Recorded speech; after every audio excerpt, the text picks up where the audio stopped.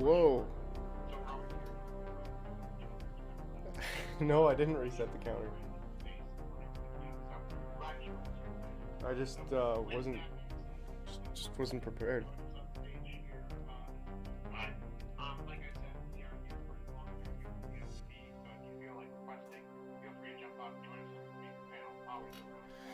Alright, already.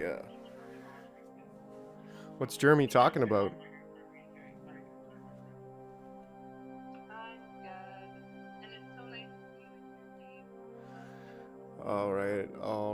Alrighty. So guess what? I was arguing my favorite topic today. Flat Earth. Oh man. Welcome to the show. Alright, it's your boy, MikeJar, the master of the jars, the king of the jars, the jarriest of jars. Here we are on a Wednesday in the middle of February. And yeah, we vibing. We straight vibing. So we're gonna be at it today. We got a couple things coming on down the pipeline. My good morning tweet did pretty good this morning, so that was cool. Okay, anyways, so yeah, what's going on in the Jaroverse? We are still working on 3D jars. That's right, you heard it here first. Jars that actually exist. In 3D space. We got green tea. But yeah, so we're once we get these 3D jars down, that's gonna be a huge step forward for me, just getting into Blender, learning the ropes just even a little bit, and breaking that seal while still being able to produce something cool for people. I'm not going to announce all the details of what we're going to do with the jars just yet, but it's going to be lit. And that being said, it is time to get back to the Jaroverse. Not tonight, but it's already past due. We need to see Hunter Maple Leaf again. Am I right? And you know what? I was thinking about it, like, I only did 25 seconds of animation this week, and that's kind of the goal. Although I'm doing the 3D jar, it's like we've come down a long way since trying to make about 3.5 to 4 minutes worth of animation every week. If you know what I'm saying? Who's getting lazy around here? Well, I'm not really getting lazy, as you know. I'm still consistently crushing goals and doing all of the things. We have a weekly Twitter space. We do some games in the Discord Friday evenings. We yawn in the middle of the intro sometimes. We do a lot of things. None of them are lazy, including yawning. But yeah. So we are going to ramp up the animation. You know the thing. We're going to ramp up the animation as we prime ourselves for the Jaroverse contract, which is the secret sauce, the secret blockchain sauce. That's going to help make season 2 of the Jaroverse way more interesting and more fun. First season was great. Don't get me wrong. We had a lot of fun. The maple syrup heist, Leslie going to jail, breaking out of jail, the warehouse. Like, this is great. Well, I want to create a little more cohesion in the story and really kind of think through things a lot more. Which is great. That's, trial by fire, right? We learn and we grow and we do better and we find our voices.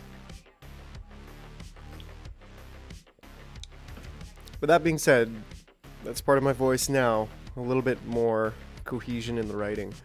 Was interesting. Every time I watch the UFO one, I just think, man, the timing on the train explosion was so bad. Like, it was just so slow, and you just kind of like fall asleep watching it for that 5 seconds or whatever.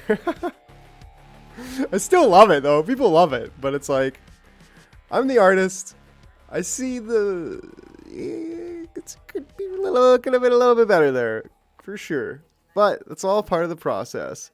Gotta look past its flaws and see the beauty within, the thing.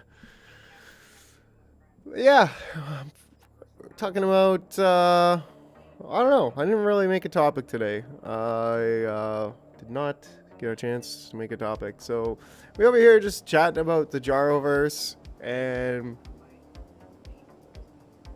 that's just about it. We'll have a topic. Well, tomorrow I'm out at Toastmasters. But Friday we'll have a topic, and I'll smash out a really succinct intro with the thing.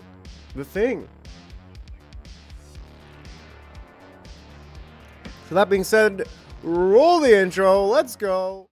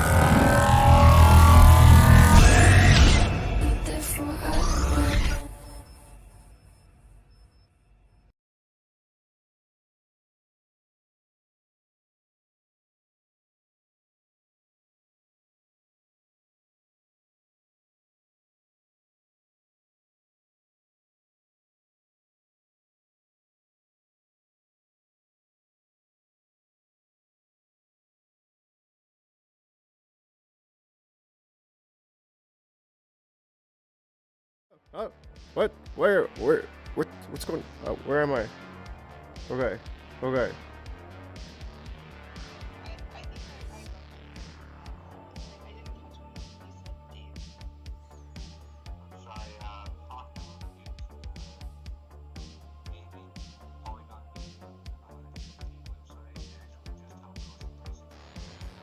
I change off of speaker?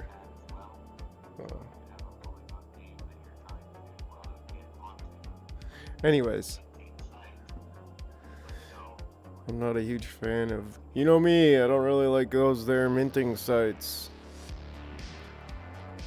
Well, they have their purpose, but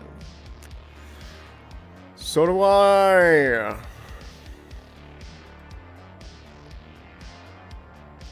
Alright, so what exactly are we doing? Like, I could post the Jarocast. Just make a thumbnail and post the Jarocast from the other day. Try to get 2 to 3 of those a week.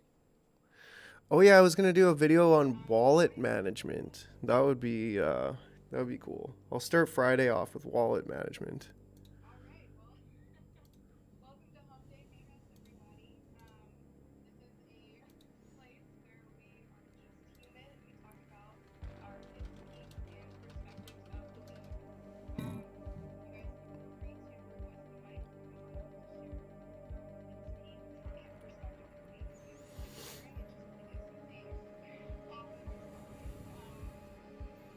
Set a reminder, but it doesn't seem like it worked.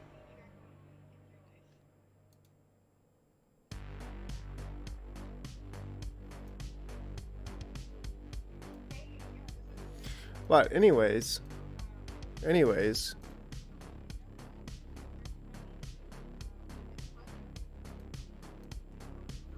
Yeah, someone was going on and on about, well, they didn't go on and on about flat Earth. I did. It was just funny because they just posted on their Facebook like, oh, the Earth is flat, ha ha ha. People who don't think so are brainwashed. And I was like, ah, touche. People who think the earth is flat are brainwashed. I mean, to most people, it's just obvious, but to me, it's a fun thing to kind of practice. It's kind of like the playground for arguing logic and reason. It's just so funny, man. Like the logical fallacies that start spouting out of people when you say, "Hey, the Earth is actually a sphere." Like the one, he's like, "Oh, well, it says firmament in the Bible, aka dome," and I'm like, actually, the word, if you look down the translations line, the etymology, it's not firmament. It's like expanse. It's like this Hebrew word for expanse. It's like, yeah, the expanse that separates heaven from earth. Like, it's not any kind of proof that it's just. Oh man, it's just so funny because it's like people. You know what I keep saying about neo-feudalism, right? Like, it's like people. We have this tendency towards decaying out of civilization, right? And it's the same thing when it comes to the scientific method. Like, we established the scientific method not that long ago, maybe like 300 or 400 years ago, right? So, like, we outlined exactly what it means to try to come to reasonable conclusions, like to try to come to truth. It's a process, and it takes other people trying to pick apart your ideas, and it takes having a model, a hypothesis, and a model, and then making hypotheses based, like predictions based on the model, and then experimental results, and then experimenting and adjusting the model, and like experimenting and adjusting the model, and experimenting and adjusting the model, and like it's a constant process. But then he's like all of a sudden arguing that you can't know anything because everything's just a guess, everything's a hypothesis, and we can't know anything for sure. And I'm like, man, like it's literally freedom fighters who start thinking like, you know, the Antifa people, like the anti-fascists. Like, they're like, oh, well, gender's just a spectrum. There's no absolutes. Or like the postmodernists that Peterson talks about, like, oh, well, you can't know anything for sure, so there's just no such thing as truth. Truth is just whatever we make it, whatever we believe. You have your beliefs that the earth is a sphere, I have my beliefs that the earth is flat. And it's like, really? Like, really? You're going to take a playbook out of the postmodernists and just say, well, no, science, it's all hypothetical. It's like, no, it's not. How do you think we know about vitamin C? How do you think we know about gravity? How do you think we know about friggin' medicine? And they're like, oh, you know, everything you bring up, people are just like, oh no, it's, what do you go? Oh, science. Science. It's like this cult of scientists, NASA and the science and doctors. And it's like, no, just because there's a lot of scientists who are neo-feudal, who don't think critically, doesn't mean that they're all not accessing truth. There's scientists who are truthful in their analysis. And there's certain things that we know for a fact, or beyond any reasonable doubt. And then there is things that we're kind of speculating on still. We're trying to figure it out. But like, we know 2 + 2 = 4. We know that vitamin C is necessary. There's just certain things that we know for a fact. And the earth being a sphere is one of them. Anyways, that's, you know me, I love to rant about flat earth and the earth being a sphere. It's just one of those things. We gotta refine ourselves towards truth. That is the Jaroverse. Laugh, think, jar.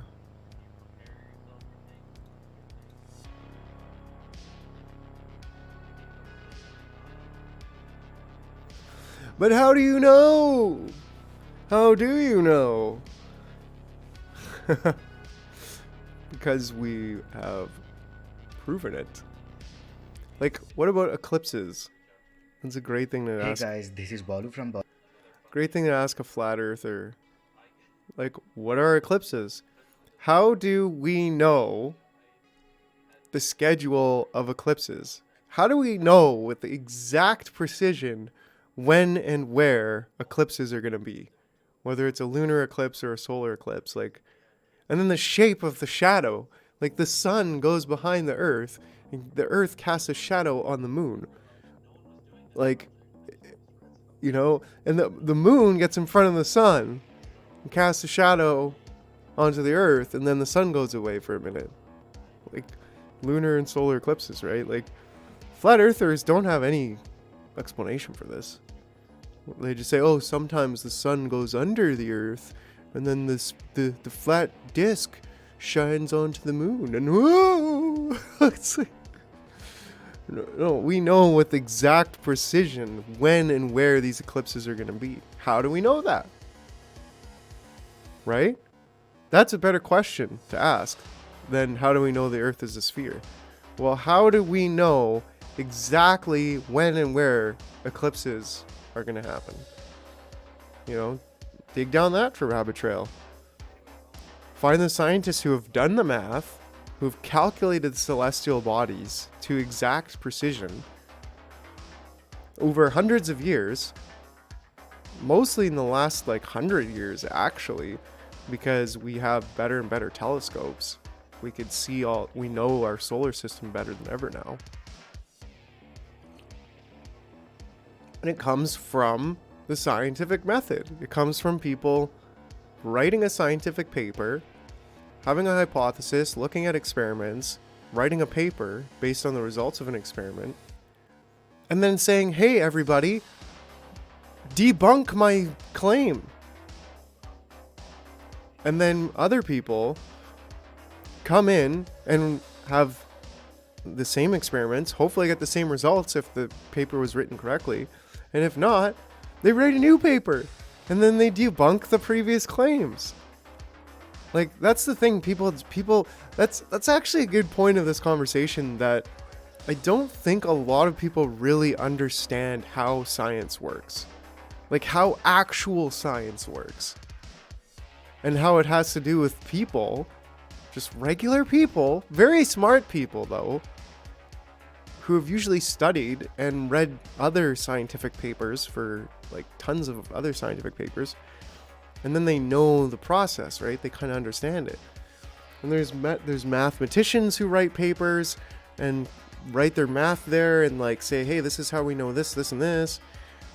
It's all these papers being written, and then better ones coming forward after them based on what we know from before.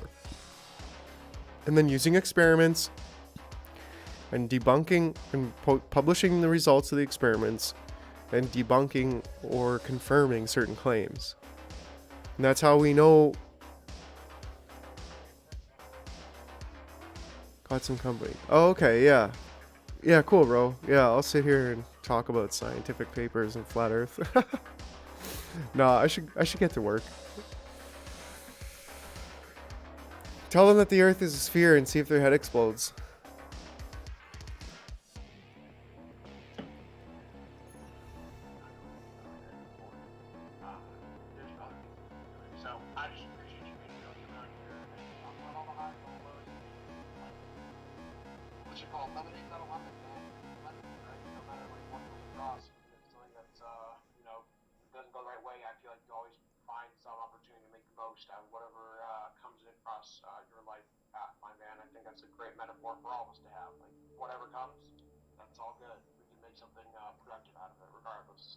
True.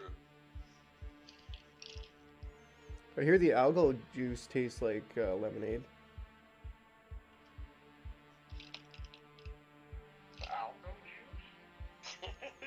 Yeah, we all just out here trying to harvest ourselves some algo juice, right?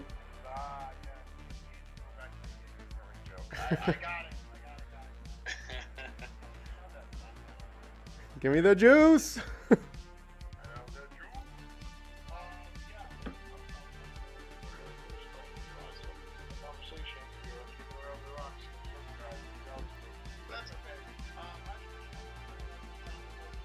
All right. We having fun over here. All right, it's time to open Blender back up. Get to work. This gets me excited.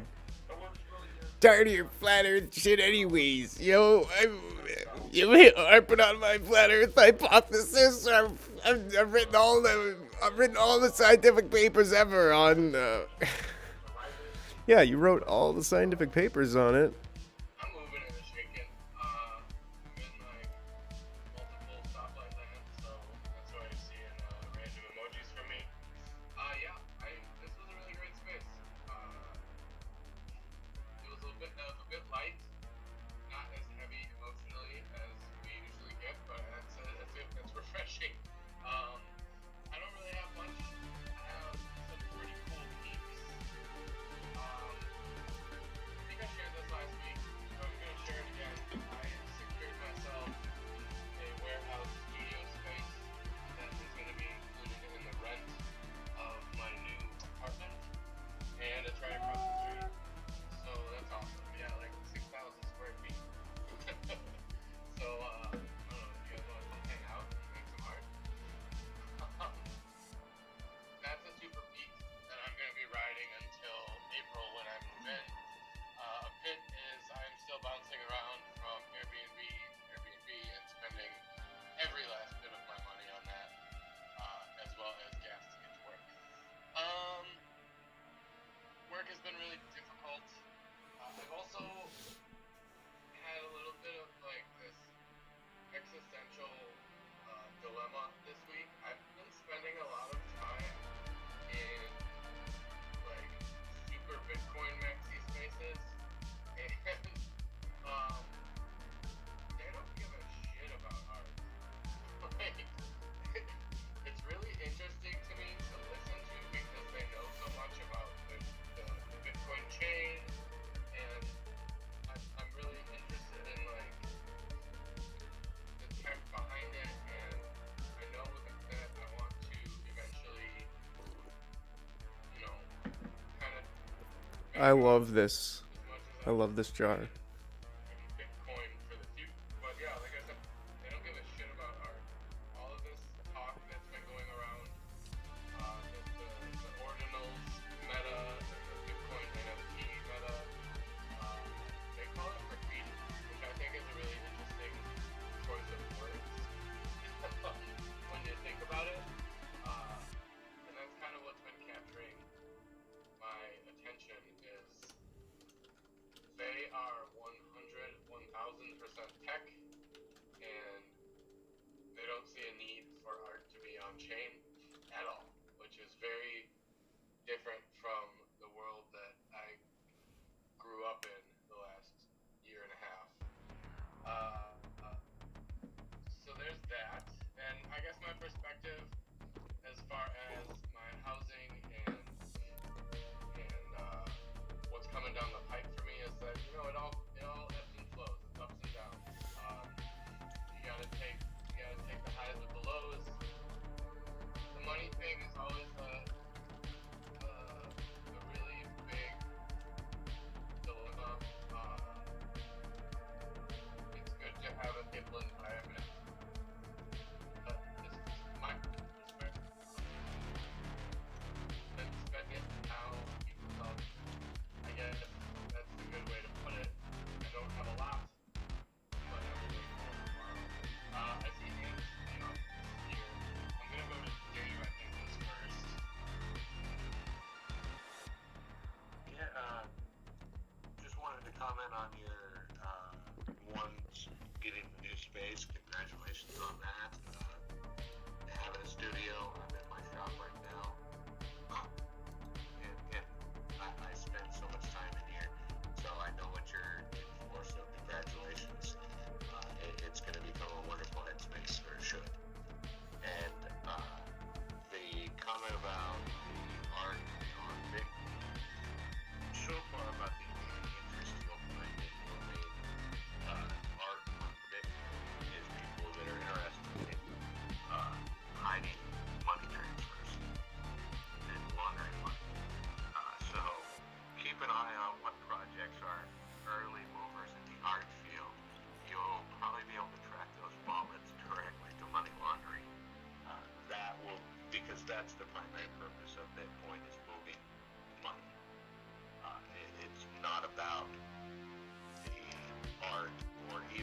much the tech as it is about the transfer of money. It's the sole purpose. So it will be a while before you see a successful art project that's not actually hiding money transfers. I'm embarrassed to say that I hadn't thought of that angle yet. And I am going to thank you for that revelation because you just offered me a whole bunch of new material. So thank you very much, Dave. Mike. Yo, yeah, I thought that was interesting. Happy to hear about the space, man. I could definitely see some laundry machines in there. It would definitely be good. And hey, who knows? Maybe you can work for these artists that want to launder their money. And yeah, that space looks like the right place for it. But yeah, Bitcoin is. I've always thought of it as like Bitcoin is stable money, right? Like it's the return to stable money. And even crypto as a whole, like overarching topic, it's really a printing press of printing presses. Like it gives people back the opportunity to make their own currency. Anybody could drop a coin, right? So it's kind of like, who do we trust to drop the coin? Well, obviously Bitcoin, because Satoshi, and like it's the first fully decentralized token, which is why it's such stable money, and that's why it's so money focused. But even Ethereum is decentralized currency, and it's a great thing. And for me, I think the biggest thing also, like moving into NFTs and beyond NFTs into their utility, like the art is obviously awesome. I love art. But really, it's then the decentralized governance part of it, right? Like the network nation, this concept of creating DAOs that are a new way of human organization. So I think that a lot of Bitcoin maxis don't really see that angle on it. They don't seem to go that deep. Like to me, it's all about this new Renaissance vibe, like, and neo-feudalism, where basically we're giving people the ability, anybody, to host your own elections using DAOs and also create your own currency. And these are historically things that we've just had the state do, right? So to me, it's like, yeah, Bitcoin gives you the ability to have a decentralized currency, but Ethereum and the EVM and others give us the ability to have decentralized elections, and those are verifiable on chain, and that's great. I'm also stoked for Polygon Zero Knowledge, which is coming up in the next month. So I don't know, maybe there'll be more money laundering on Polygon. Woo! But yeah, I don't know. That's my take. I still think that ordinals are not really personally that interesting because yeah, they don't have the utility of DAOs and stuff. But it's still cool development in Web3 overall. Whatever just brings down gas because all you for or something making gas crazy and I can't trade or buy anything I want to do at all. And all these ordinal projects are going to the moon and I'm just like, fuck, gas I'm around 100 way yesterday, 50 today. Like I'm just sitting there like, oh sick, like or all you people have to just eat these gas fees with your bags and also like spend your free floor money. I mean like wow. Basically so bad. Today we were sitting in space this morning, sorry, I'm gonna rant. This morning I was sitting in space, Wednesday morning, it's Polygon thing, we're hanging out, doing our thing. Matic then comes up and goes, oh, did you see like the play just snapped the Polygon thing out like really quickly and we all like drove between like 1,000 of them and everyone was in space like just 5 of them. Like, what the hell? And we weren't there at that moment. I never would have known about it. I never would have seen it, never would have known about it. Just like how fast it's actually a thing. Like that after 20 minutes it was gone. It was there. And it's one of those things like, yeah, I don't know what's happening to all things, but it could be gone tomorrow. Who knows? So, yeah, well, that's what I appreciate everyone taking some time out of their Wednesday to hang out with us. They hang out with our goals to communicate out here in the space and do this every single Wednesday so that you can have somewhere to come back to this week, next week, or a month from now. But find our goals for this long-term journey that we can all kind of experience together. So, with that being said, I just want to first and foremost, I want to see you down there, one down there, just about to taking care of business from the monitor side. I just want to thank you for providing some co-hosts as well, hanging out, being an amazing human in the space here tonight. And then, Jason, are you ready to wrap up here? Yeah, I'm ready to do it. I don't have music for us tonight. It's been a weird space. I started at work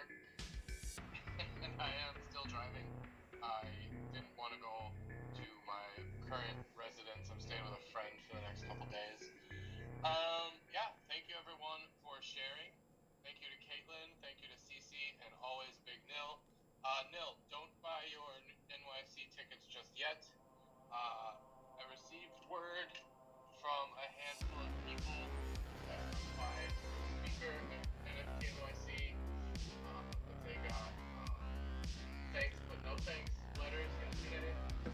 I didn't receive one of those, so I'm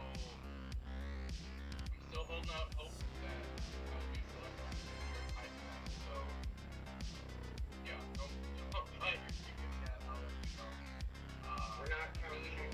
Hopefully not. Yeah, you bet. I really hope it goes through because it's basically an extension of this space. The talk I proposed is called Humanity in Digital Identity, and I left a section at the end. I think it's a 35-minute talk. I left 10 minutes at the end to kind of take some crowd thoughts and feelings, kind of bring All right. they hang up the time to NFT NYC. I think it's going to be a really good experience for everybody. What colors should I go with? That is the real. I really appreciate all of you for coming out. We are here every Wednesday night, 9 p.m. Eastern. Next week is episode 48, question mark. I think I'm going to drop the question mark. It's definitely episode 48. We are 4 episodes away from 1 year of this space. And I appreciate all of you for always showing up, always sharing, and being human with me. I think that's it. Let's pretend like there's some music. If everybody wants to talk at the same time, in a cacophony. That was a perfect time to just rug it. Space. I agree. Just- I have one more really, really big announcement, and if you guys haven't seen He got me. He got me.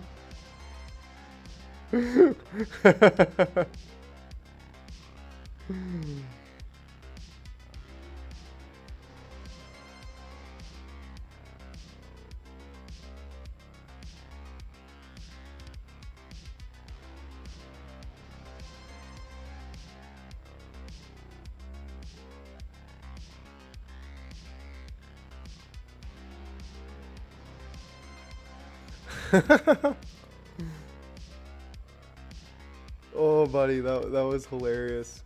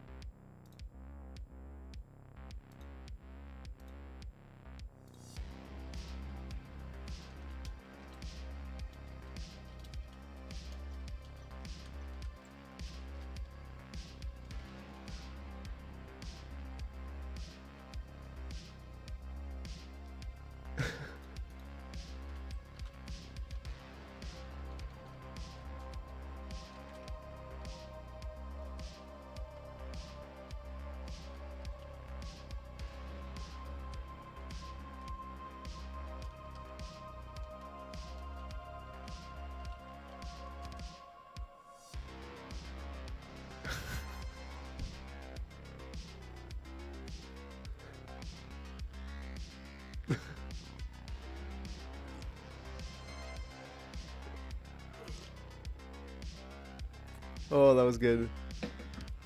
All right. Let's check out what homie just dropped me.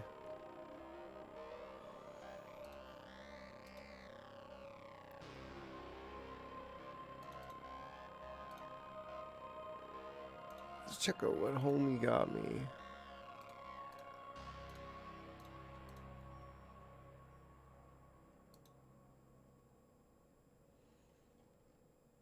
There it is.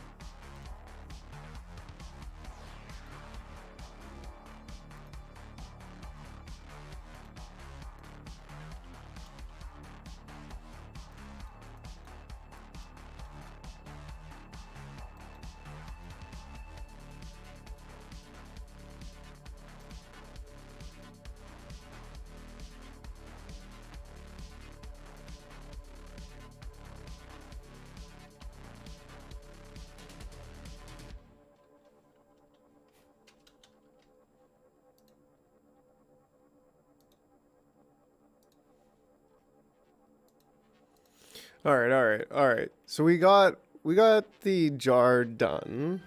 We got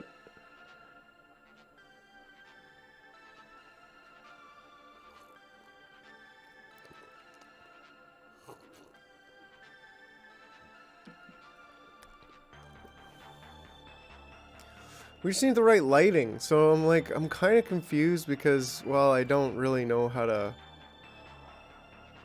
do lighting at all in Blender.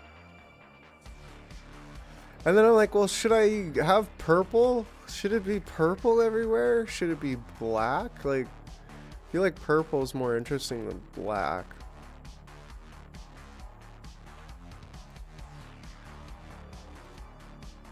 Transform.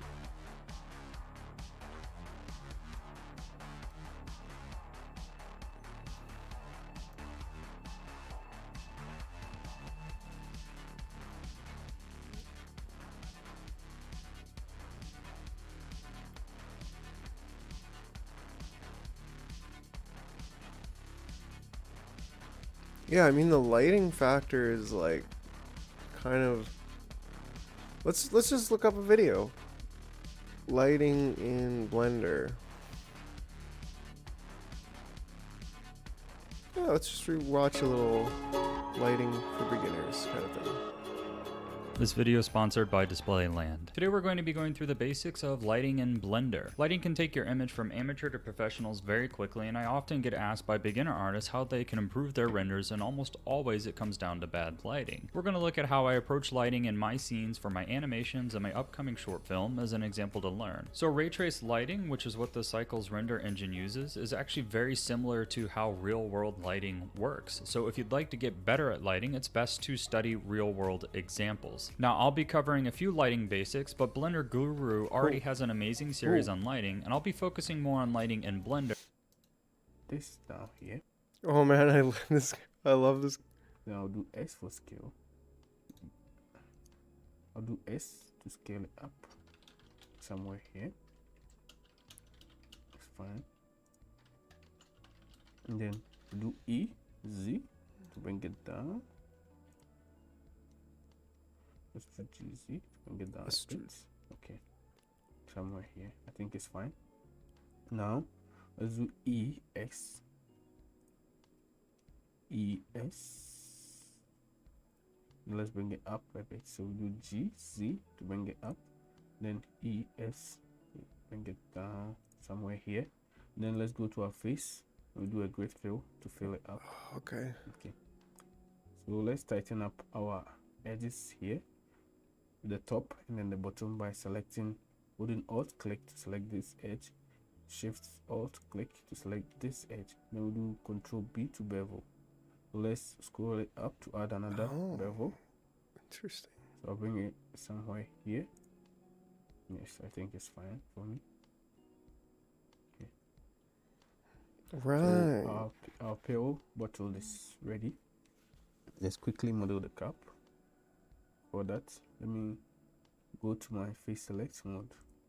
And let me alt click on this face, and then let's extrude along normals so that we have something like this. Oh, okay.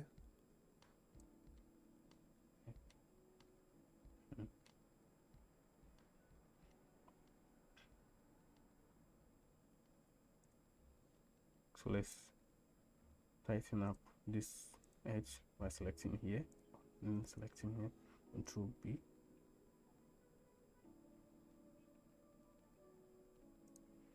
Okay, we have Alright. something like this to go with. We are going to our top view by hitting on this Z axis here. So we are looking at the top view. We do Shift A, then we are going to add a circle. Okay, let me go to my wireframe mode so we can see our circle here. Okay, so we are going to increase the vertices. We are going to multiply it by 3. So we do times 3. Now let's do times 4. Sorry, let's add the circle once more. So circle, do 32 times 4. So we have 128 vertices. Okay, so let's look at it from here. Let's do G and then Z to bring it down. Oh yeah, Right about here. narcissistic.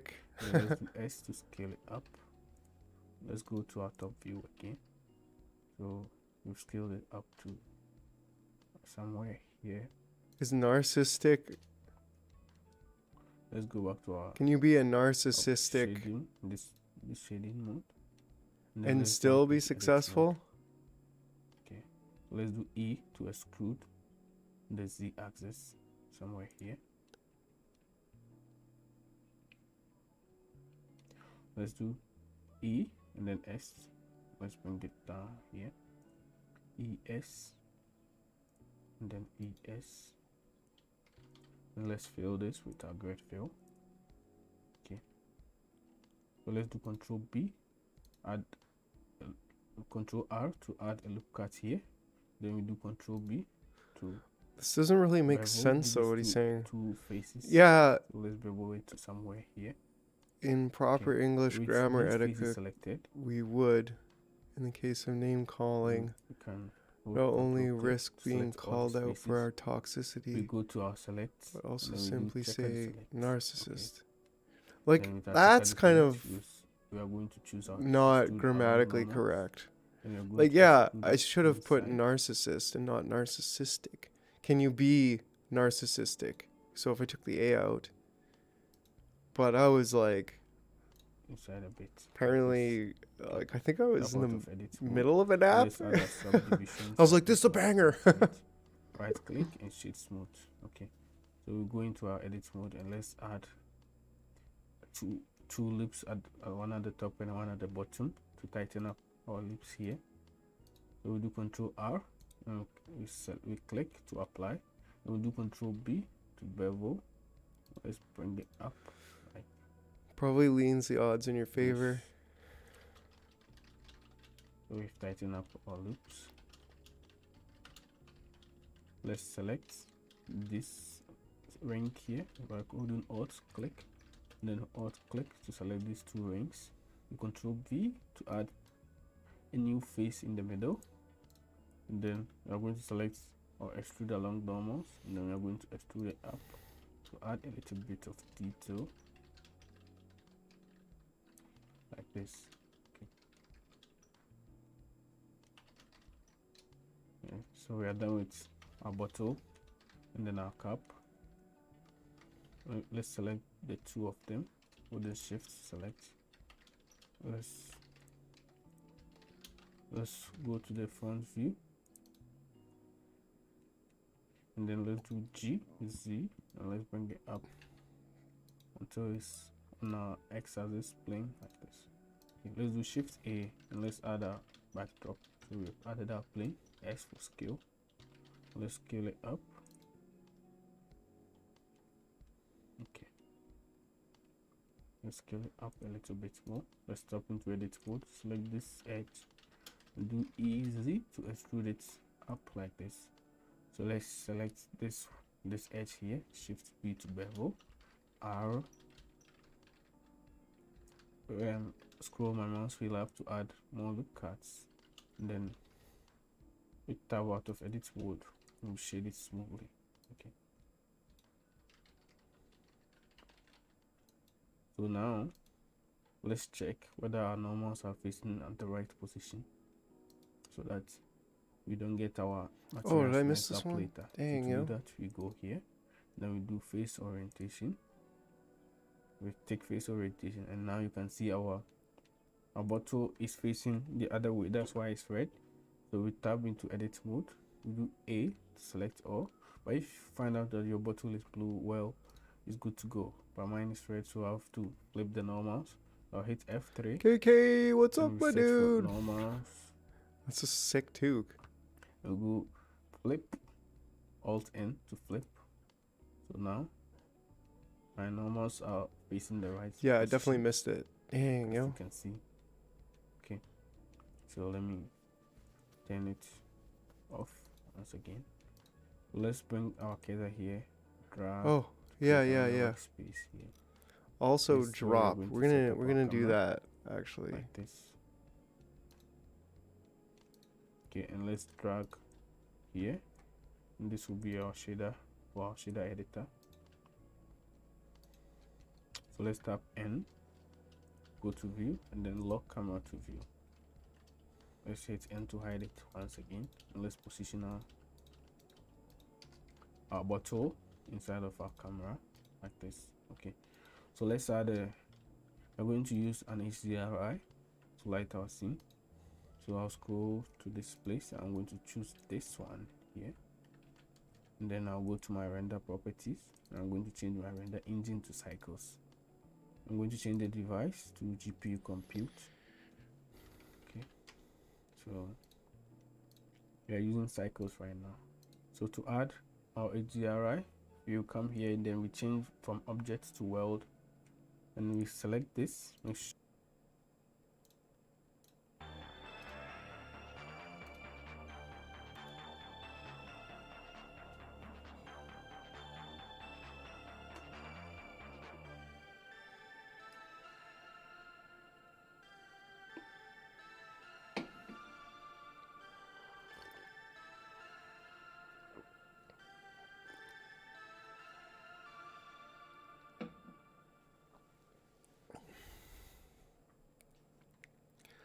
$9 billion Matic out there.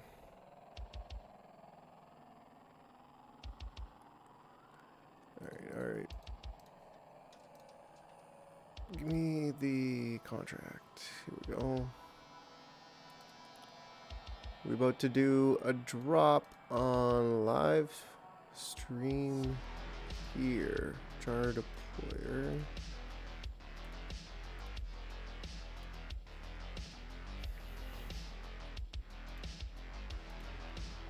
Let's go. Let's go.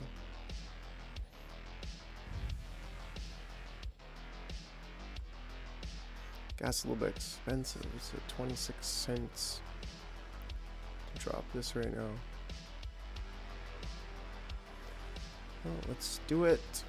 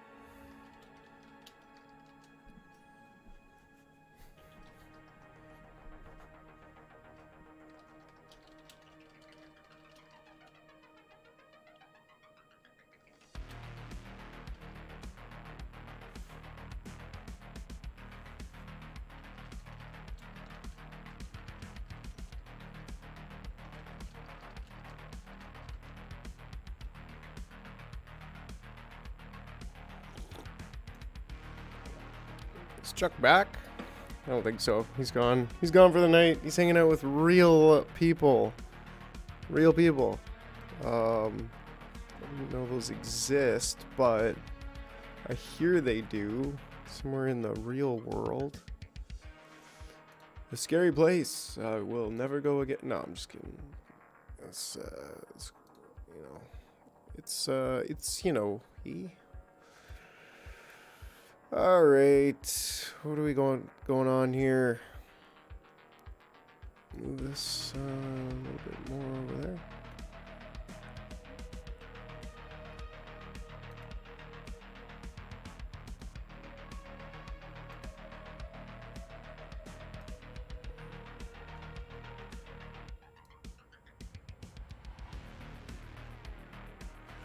I think we're gonna watch some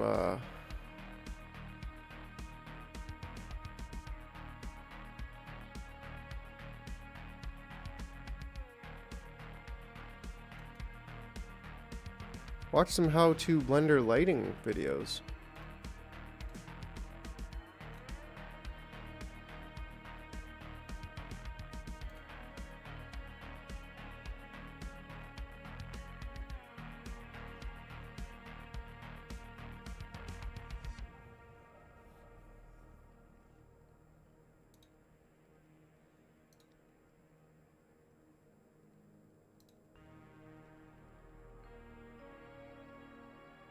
Oh wow, some people left the giveaway? Nah. I don't think so.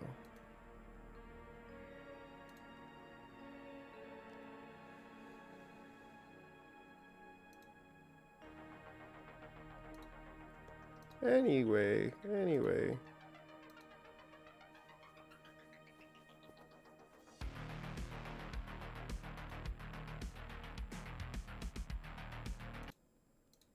Okay. And how to use Blender's lighting tools. However, first we'll start with a few lighting basics, then move into actual lighting setups in Blender. First, let's focus on depth. Your render is a 2D image and lighting will help convey depth in your image. Be intentional with your shadows and your highlights and use them to wrap light around your object and complement the depth of your geometry. Next, make sure to pay attention to your color or depth in your Blender. First, let's focus on depth. Your render is a 2D image and lighting will help convey depth in your image. Be intentional with your shadows and your highlights and use them to wrap light around your object and complement the depth of your geometry. Next, make sure to pay attention to your color. Usually you do warm colors in the front and cool colors in the back to get that kind of blockbuster look. However, more recently, lighting has gotten a lot more experimental in films. You shouldn't lock yourself into traditional lighting colors, but you should adhere to color relationships. Let's go through some basic types of light that you can use in most simple lighting setups, which is your fill light, your rim light, and your key light. Now there are many more types of light than this, and you don't even need to use all of these, but we're going to use these as kind of a starter because there's some basic lights that are commonly used in most setups. As an example, we're going to be using this 30th birthday cake scene because it is very simply lit with these lights. Now it's worth noting that here I introduced a bit of color into the background, and I just did this as kind of an ambient fill to kind of brighten the scene and add a cheery bit of color. That's just something I like to do stylistically. It's not very common. For now, which is what here? Right.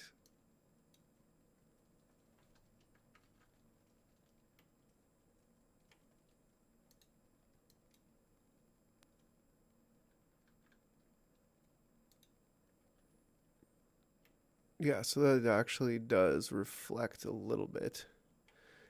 So I'll keep that in mind. Now I'm going to get rid of that so that we can focus on the lights. Now, one thing I like to do when I am working on a lighting setup is I like to go one light at a time, dial in the controls, and make sure I know what each light is doing.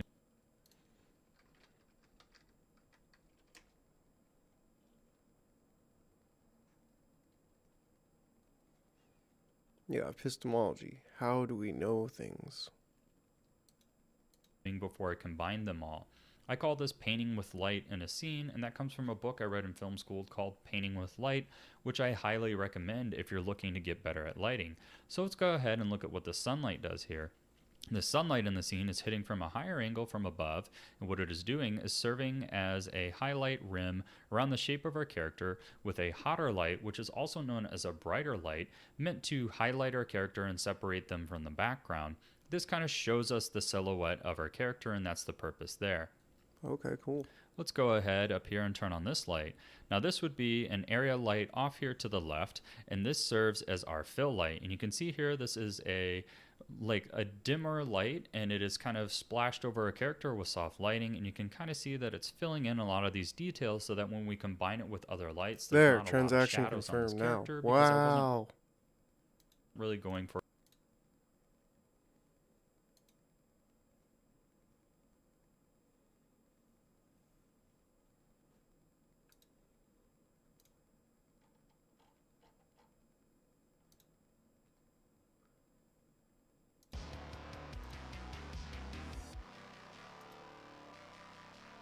Uh,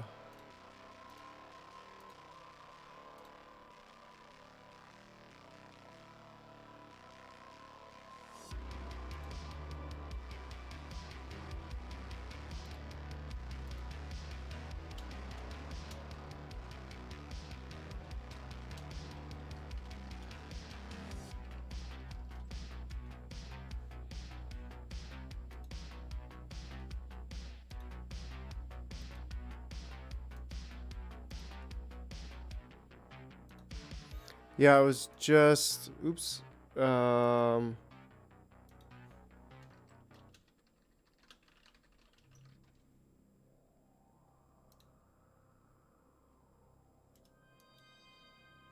What up, Chuck? What up, my dude?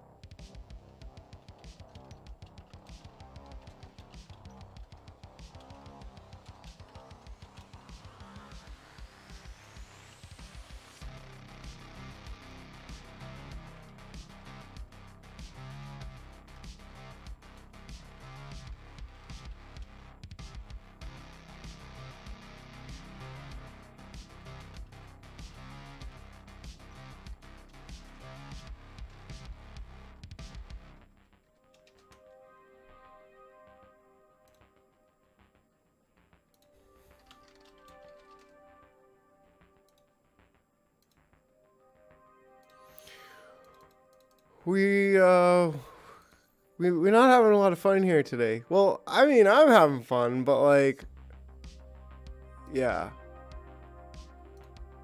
I can't imagine you watching me do lighting on a jar. It would really be that interesting. I'm sure it's interesting because I'm here, but because I'm here. Look at me. I'm Mr. Always interesting. No, I'm not. Do you want me to start talking about flat Earth again, Chuck? Because that's something apparently I could just go off on in unlimitedly.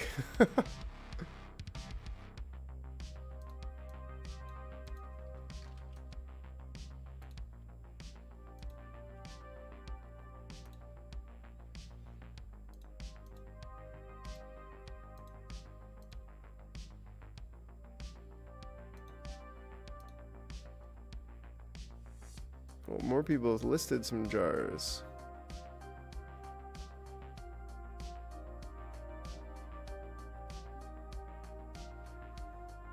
Some really cool art here. 423.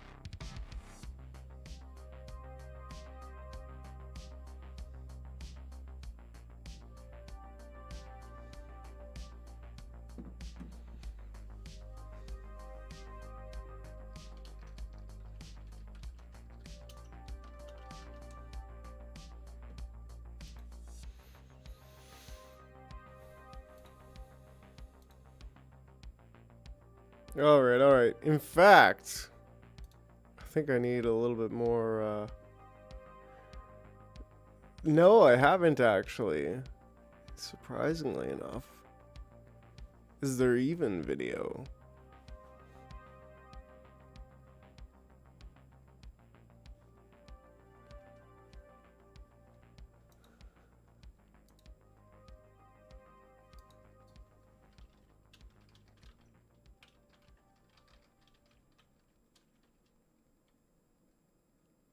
Yeah, I saw pictures of that. Like, dang, I was like, man, that's like Mordor. It's like friggin'.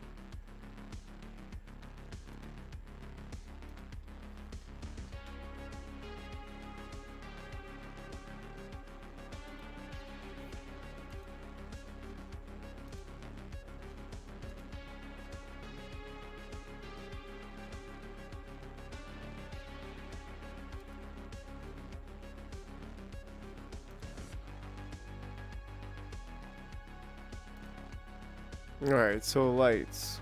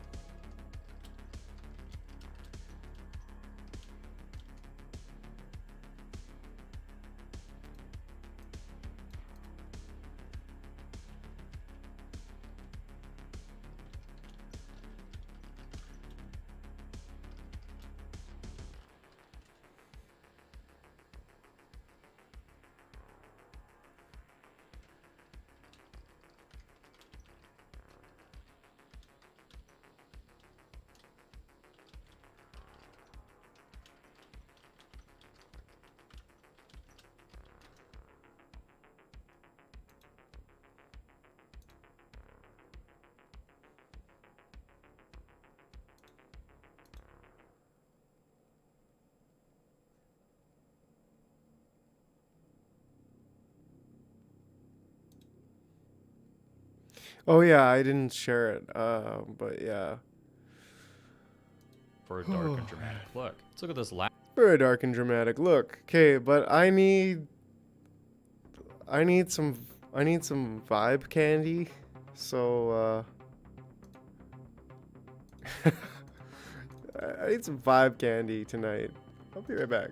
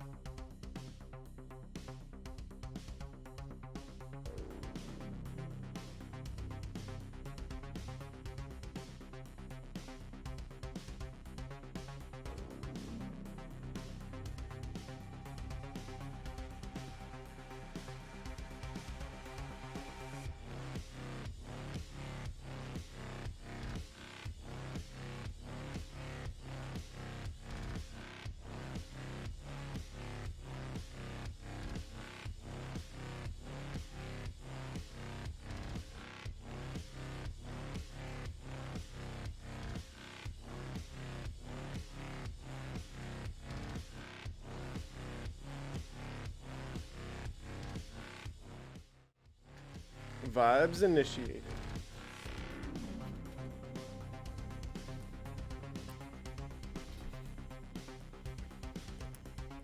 All right, all right.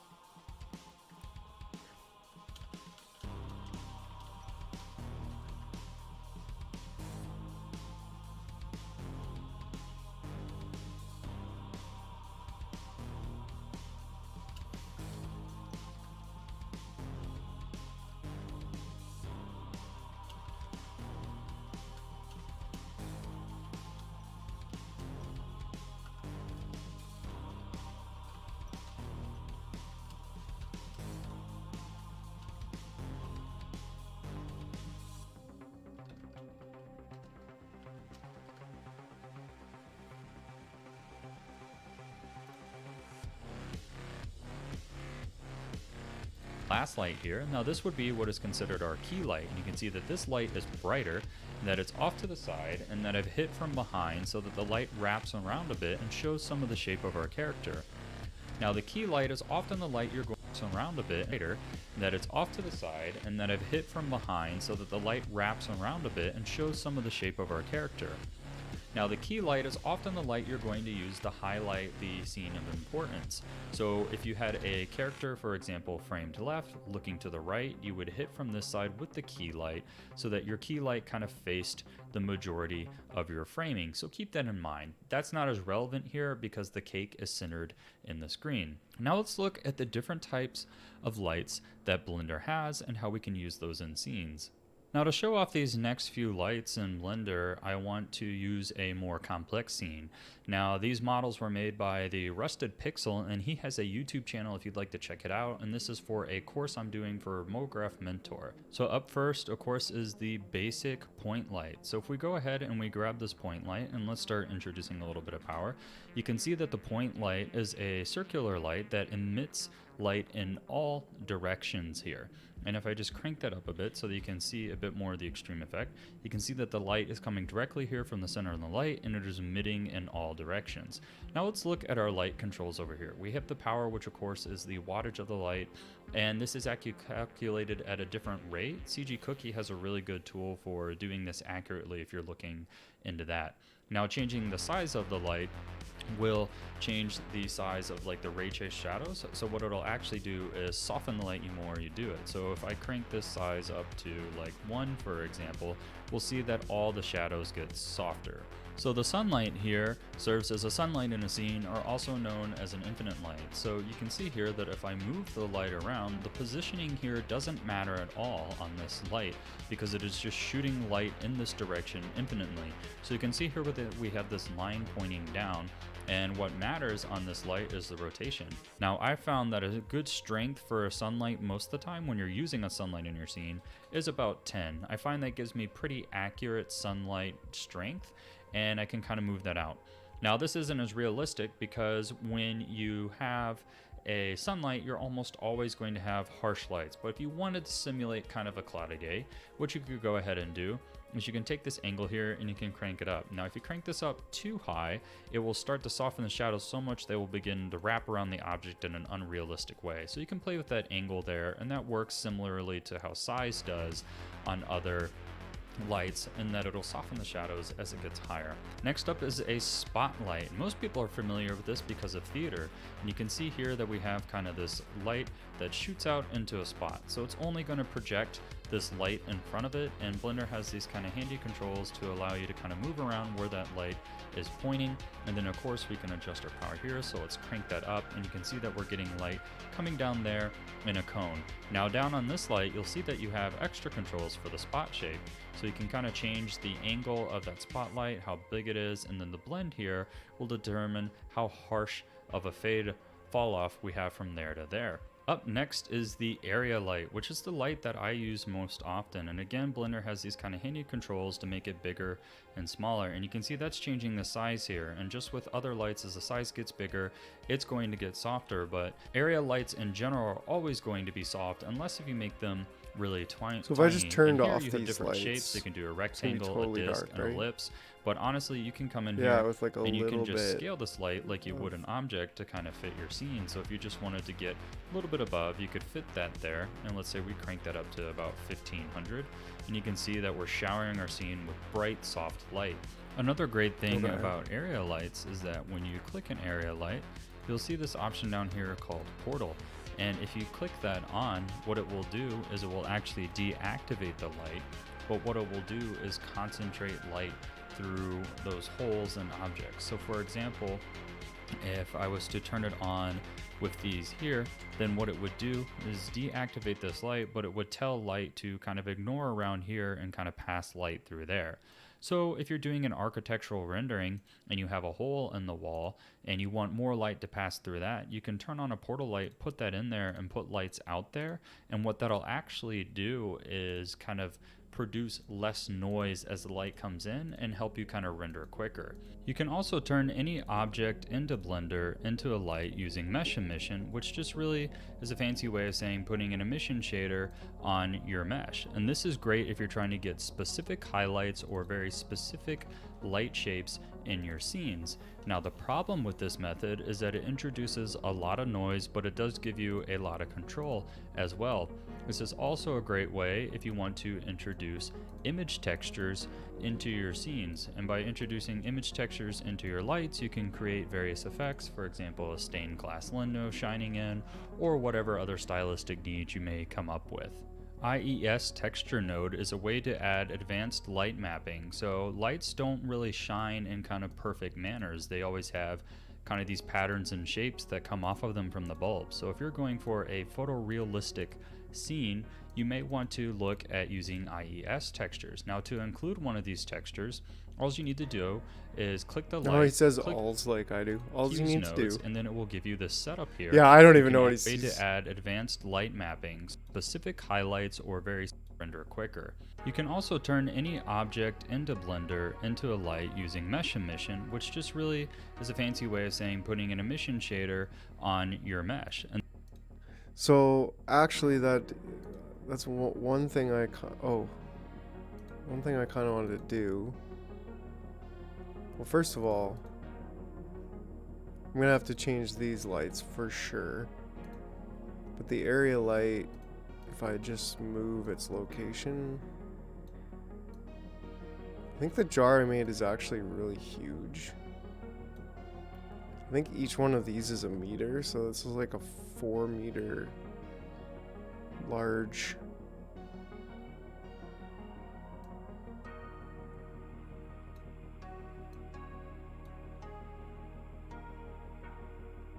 Thing.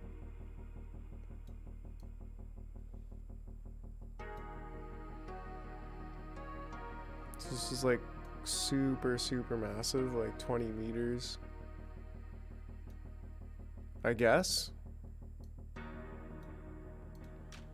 Let's go with a 1000 watt bulb. Quite large. Let's go with a 2500 watt bulb. There. I mean, that looks good. Starting to look better. I'm still like kind of not sold on the whole purple. Like, should it be purple?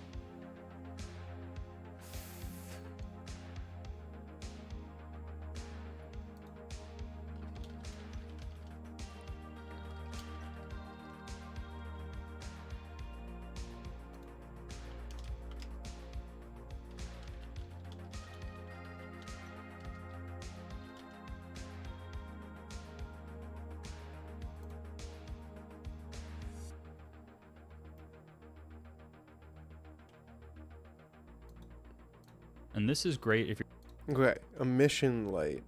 So I was gonna make the check itself have emission. Is that a modifier? No, it's a material properties, physics prop, object constraints, object data, color.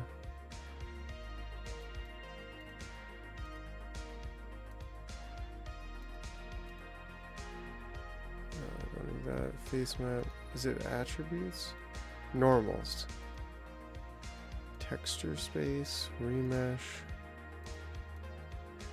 Let's see if he shows me. you're trying to get specific highlights or very specific light shapes in your scenes. Now the problem with this method is that it introduces a lot of noise, but it does give you a lot of control as well. This is also a great way So if it you want is in to materials. introduce image textures into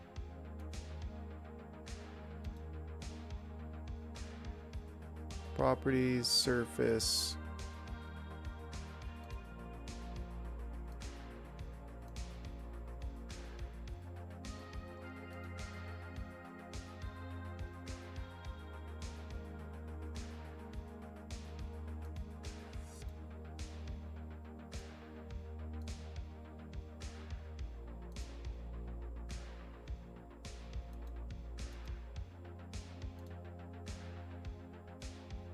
Surface and surface emission, right?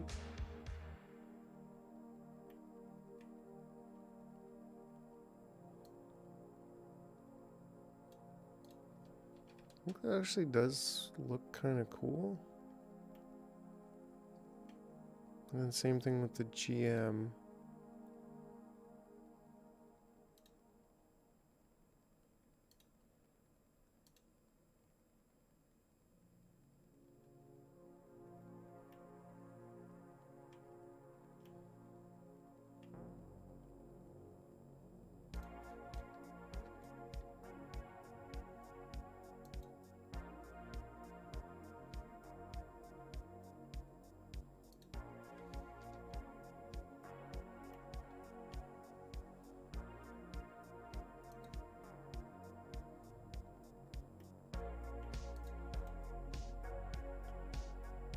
Starting to think.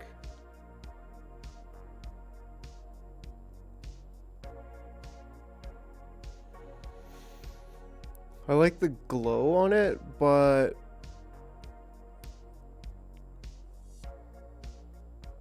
what if the whole thing is glowing, including the badge?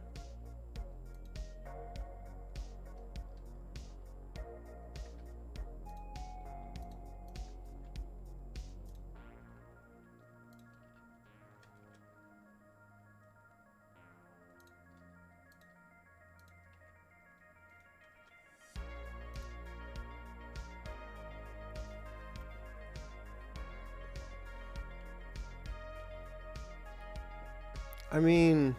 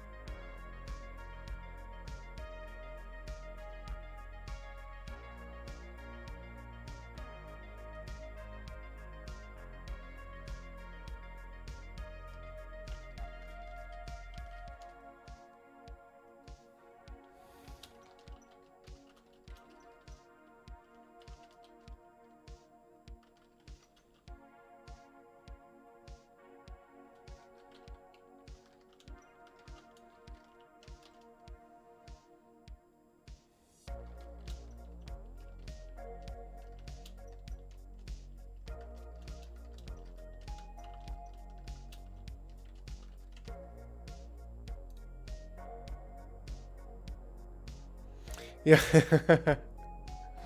The real jarhead over here was like, what are you making a jar full of check marks for? But, like, you know, man, this whole entire experience is about getting better at doing things. And one of those things that I'm doing here is learning Blender. It's actually pretty cool.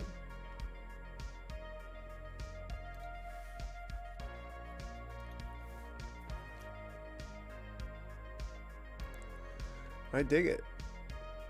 What if we were to actually just render an image? It's probably gonna take, you know the thing.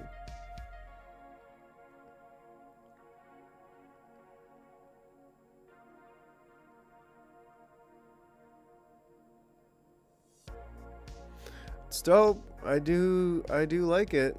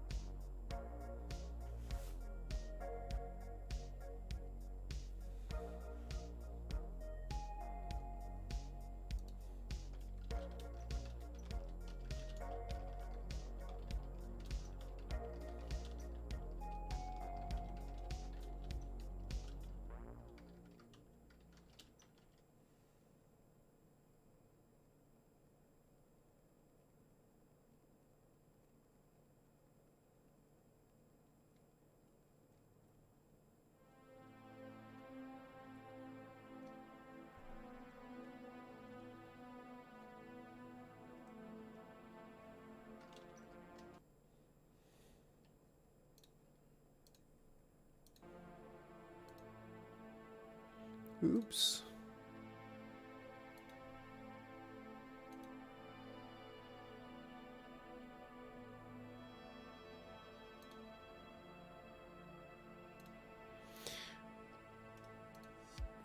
People show up right after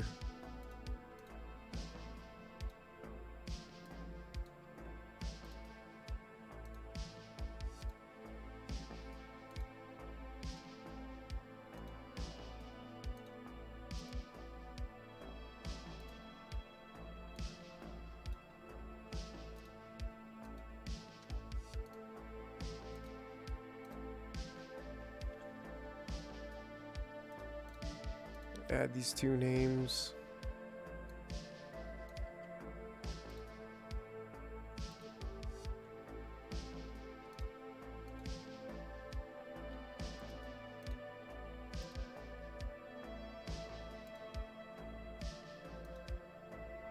Oh, cool. They coming in.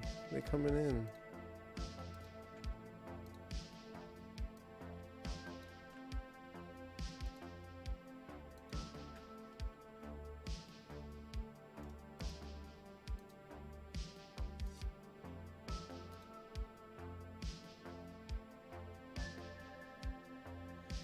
Who is number two? Number two is when you take a dump.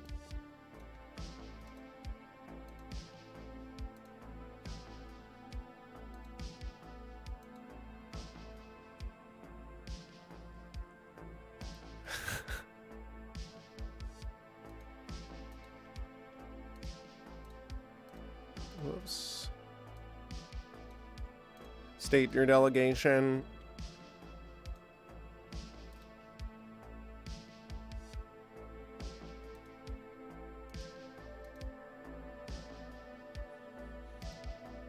There we go.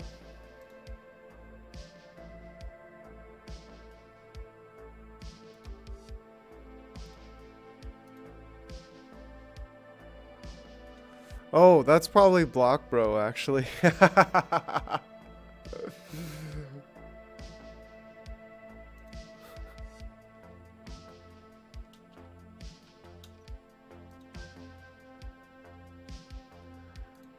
But Block Bro likes to he doesn't, I don't think he I don't think he has a Google account. So he can't be chatting. He can watch, but he can't chat. He's like a privacy maxi, which is pretty cool.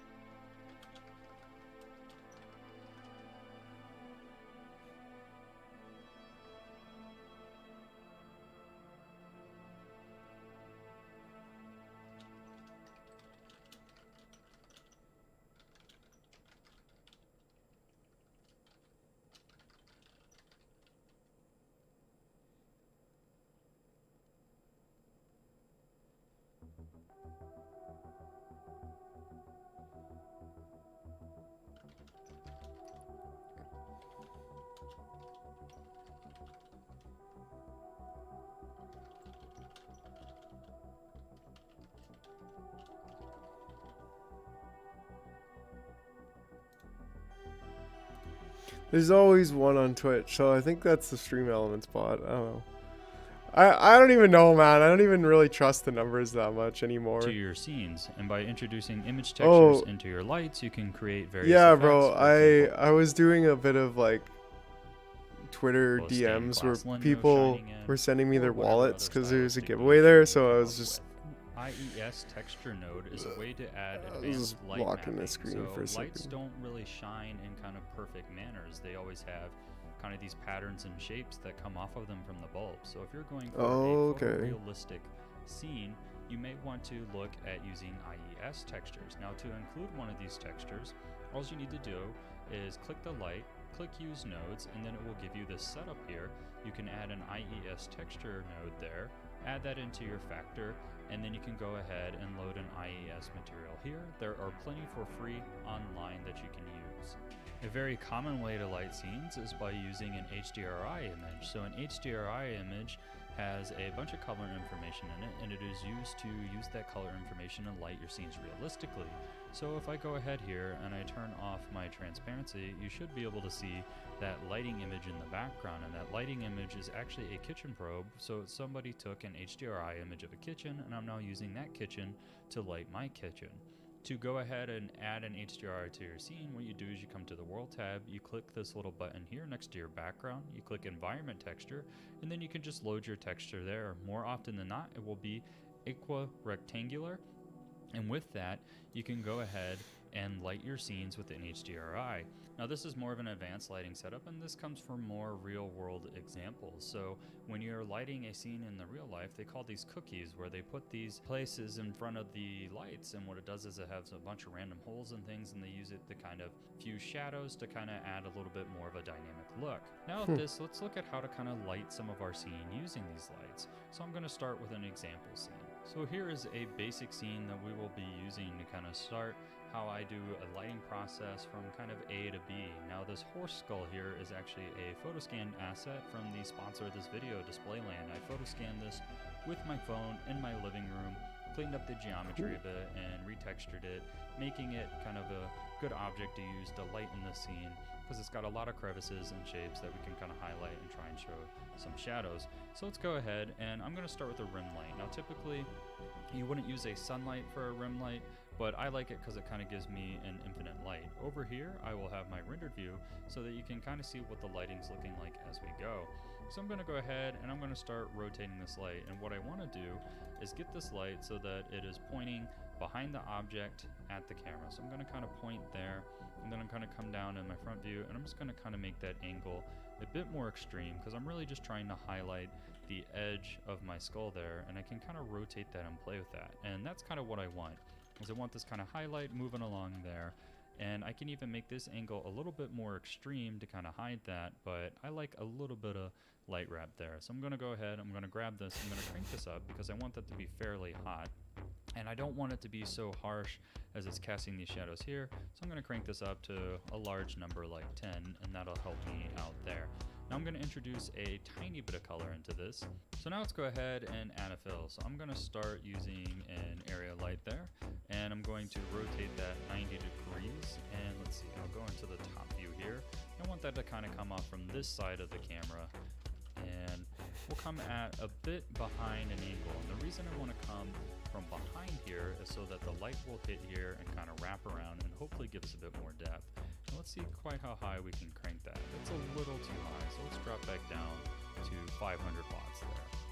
And if I kind of take that, and I'm going to do that at a slightly higher angle, and that should give us a bit more interest of the lighting. Now, I actually feel like that's wrapping around a bit too much, so let's see, I'm going to kind of intensify the angle here and bring that around so that we get a bit more shadows kind of showing kind of the side.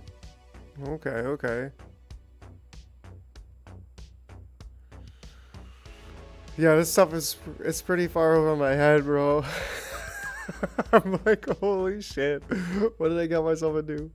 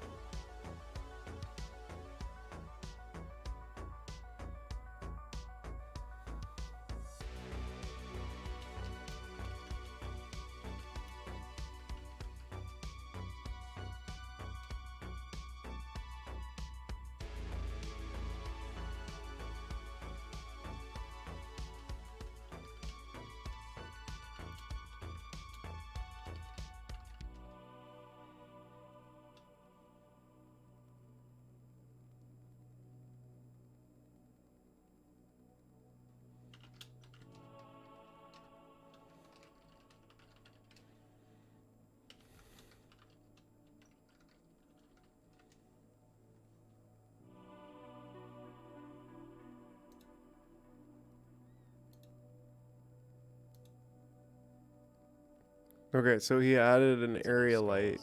And let's see if we crank that up just to wrap around. We use that color information and light. So this video display land, I photo scan this with here. I will have the edge infinite light over highlight and try and show some shadows. So let's go ahead, and I'm going to start with a rim light. Now typically you wouldn't use a sunlight for a rim light, but I like it because it kind of gives me an infinite light. Over here I will have my rendered view so that you can kind of see what the lighting's looking like as we go. So I'm going to go ahead and I'm going to start rotating this light, and what I want to do is get this light so that it is pointing behind the object at the camera. So I'm going to kind of point there, and then I'm going to come down in my front view, and I'm just going to kind of make that angle a bit more extreme because I'm really just trying to highlight the edge of my skull there, and I can kind of rotate that and play with that, and that's kind of what I want. Oh, cool.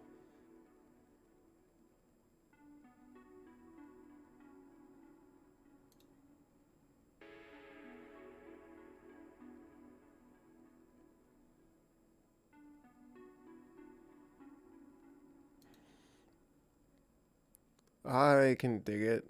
I can dig it. Does it want to be purple? Is purple the way to go? Is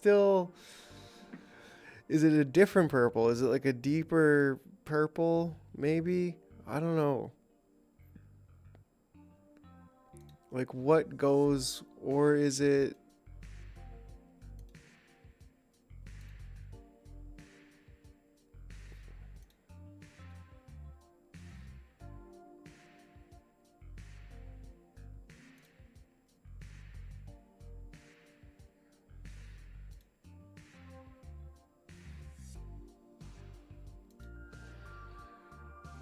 Yeah.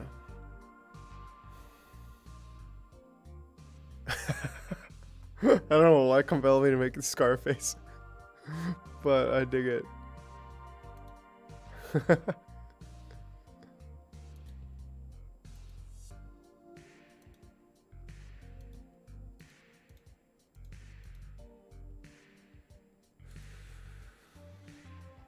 Yeah, so we dropped more jars.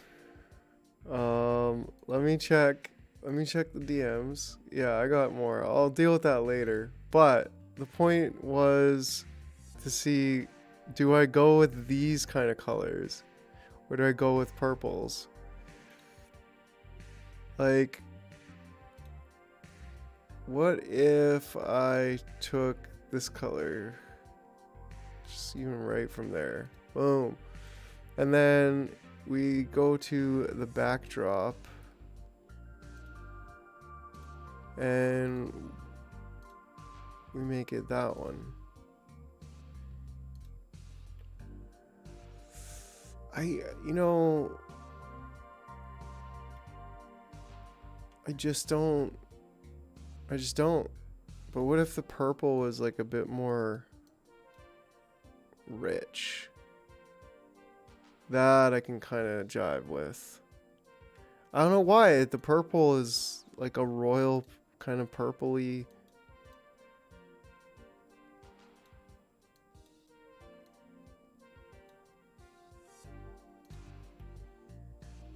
I can dig it. But on that note, I think this might be better as that. Right?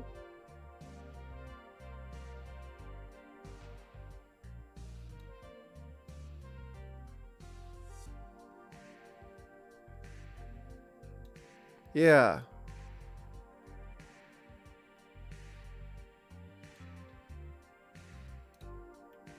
That looks nice. Because it's still green, but it's not like crazy obscure green.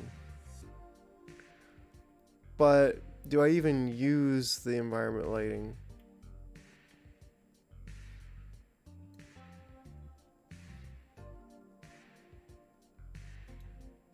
I think so, to some extent.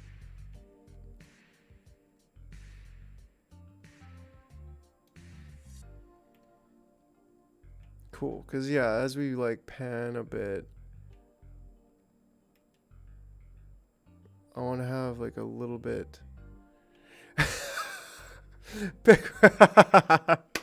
Oh, Chuck, we haven't. I'm gonna go on Todd's show next week. He loved the skit. He was like, "Oh man, I'm gonna play this," and yeah.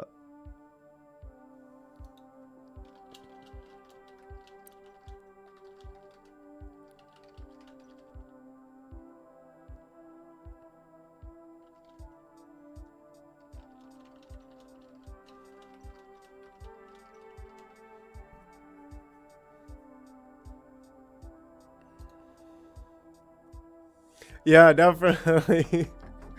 Todd's a big fan, man, which is really cool. Like I knew, we always jive, man. Like we always have a good time. So it's,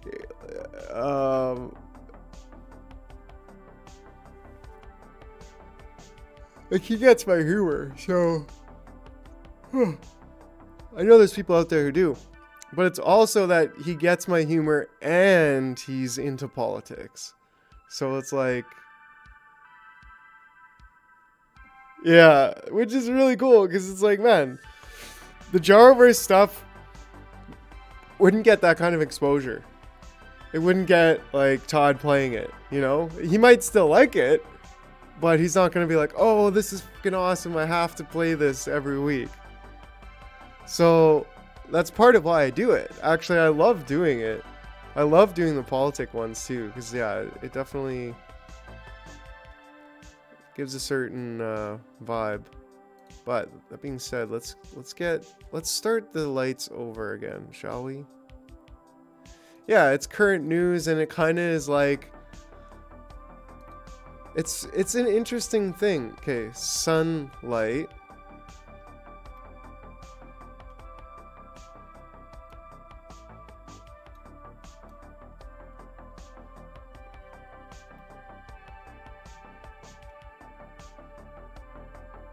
And what I'm trying to do is get it to go.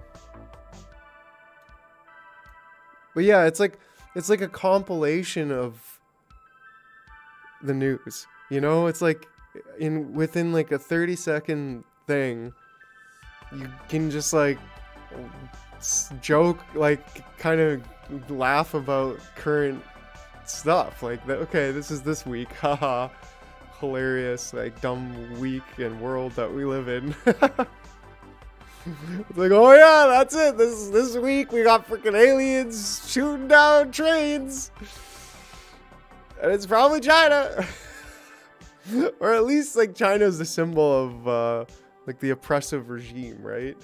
Like they're the absolute like cutting edge of this tyranny. So they're kind of like, it's kind of a symbol more than anything.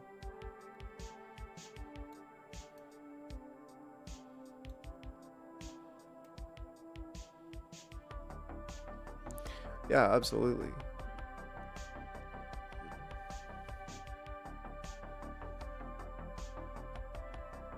Maybe it should be on a pedestal too, instead of just on the ground.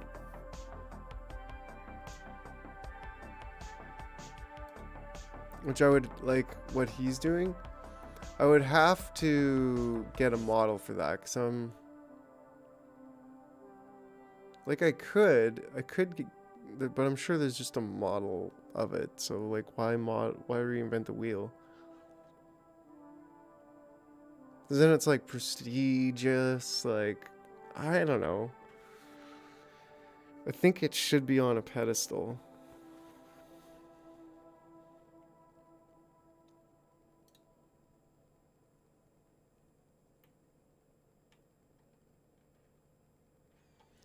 Yeah, definitely a lot of work for one jar. For one frickin' jar. I'm like, why did I start doing this? But there's a lot of reasons why, and I'm committed to the jar. Committed to the jar, alright? We're going to jar. Like nobody's jarred before.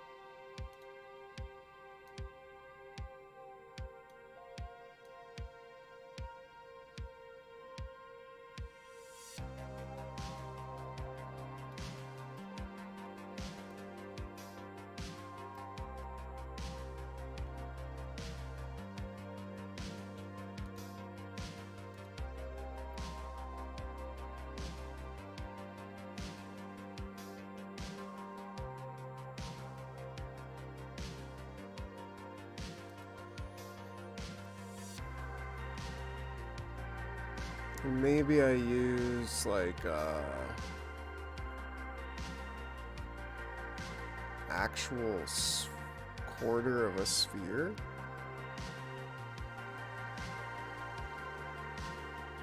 No, the backdrop's fine.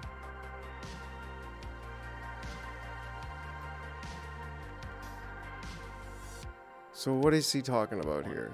I want this He's kind of saying highlight moving along there, and I can even make this angle a little bit more extreme to kind of hide that, but I like a little bit of light wrap there. So I'm going to go ahead,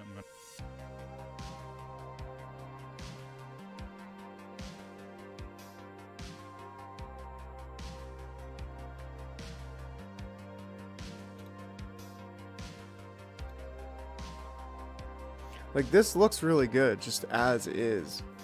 But I'm like, what am I doing? Why am I doing this still? I should be able to finish it tonight. I think so. Or at least finish the one variation, and then a couple of variations I'm going to make. It's not going to be that complicated.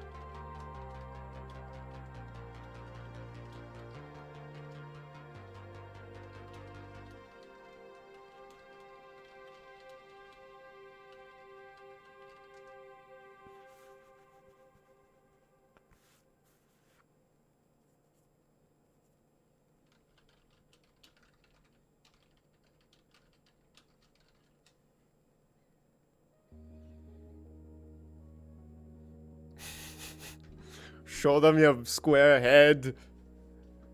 Oh man.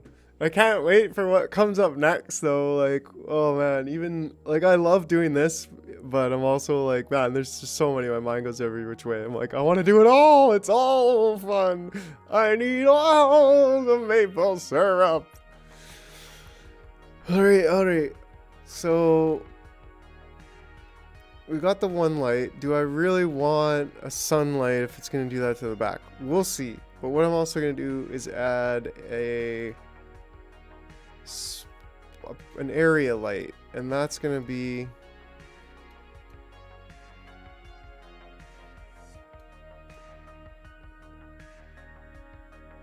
yeah, exactly. What is this hilarious world gonna provide us with next for our entertainment enjoyment?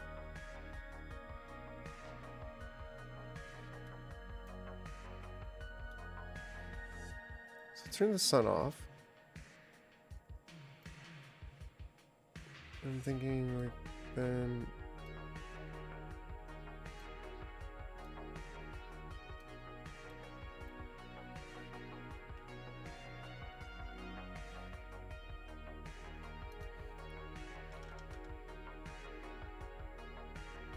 Oh wait, I turned the sun back on, did I?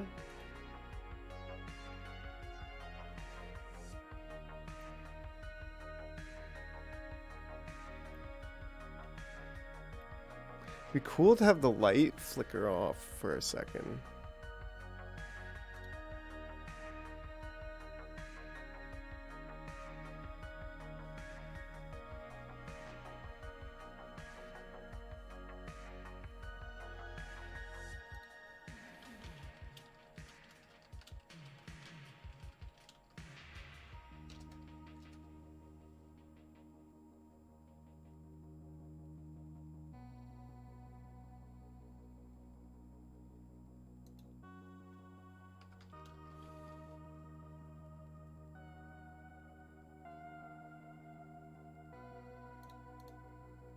Like, yeah, I'll turn the glow off on the actual blue part. Yeah. And then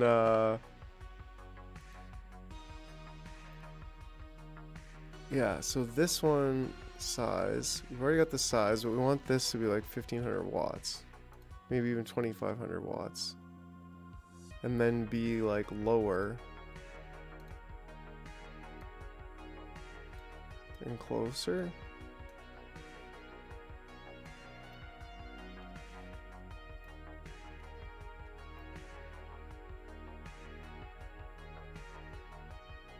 Which actually looks pretty cool.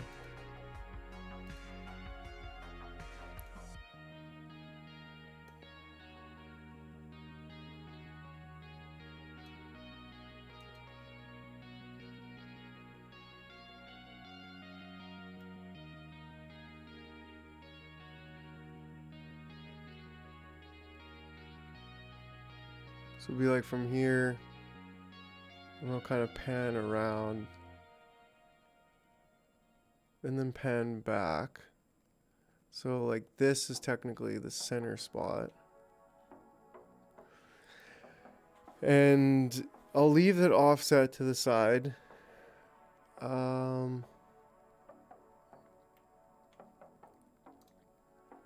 Yeah, so if I then take this and maybe just move it. Nope, that's everything.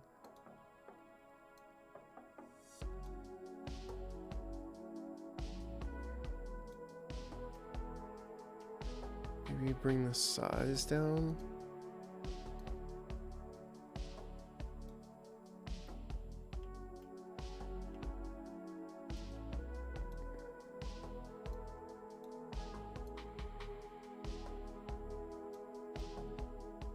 And then rotation a little bit, like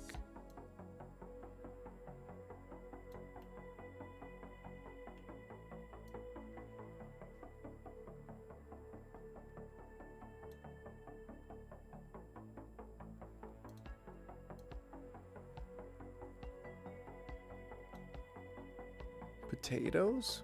No, that's Idaho.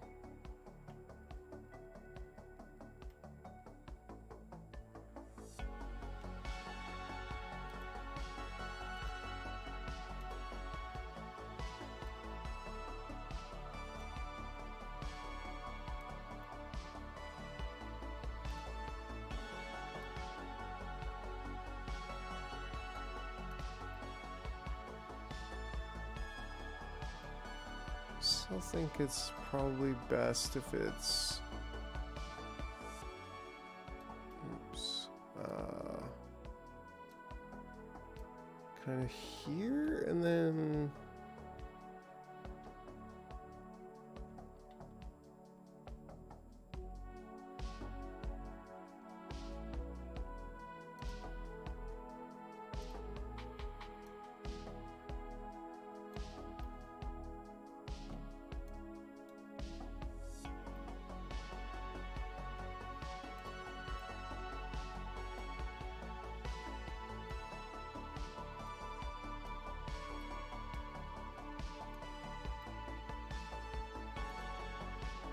there. I kind of like that. So it's gonna give us some highlights, makes the background look nice, and gives us some shadow. I'm gonna grab this, I'm gonna crank this up because I want that to be fairly hot. And I don't want it to be so harsh as it's casting these shadows here. So I'm gonna crank this up to a large number like 10, and that'll help me out there. Now I'm gonna introduce a tiny bit of color into this.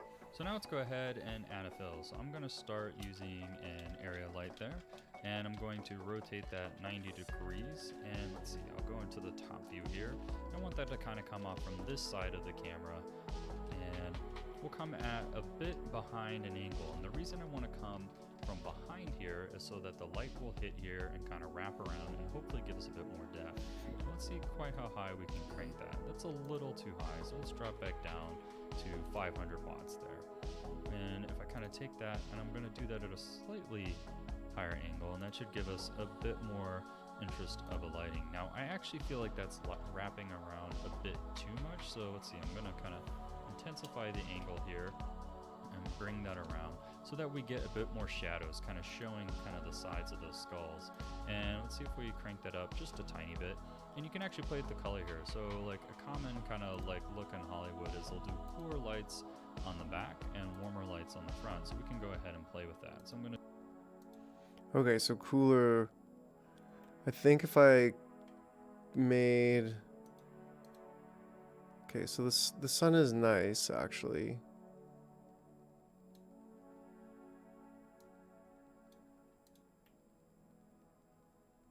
Sun is nice.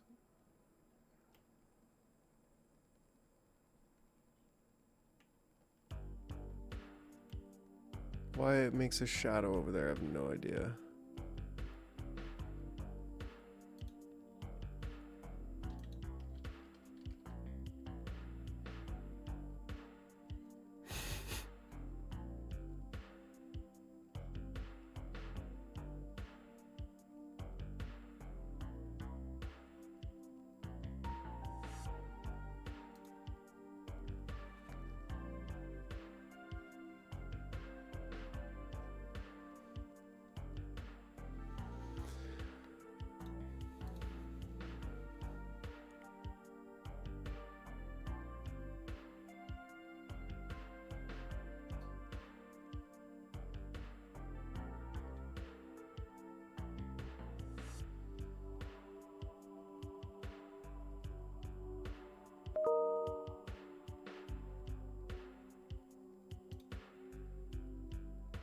What is Ohio famous for, Chuck? Lay it on me.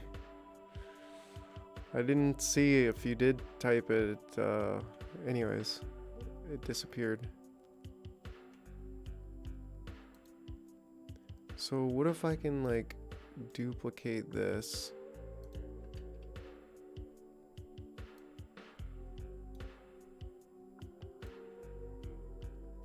And bring it over to this side. Maybe even kind of bring it down here.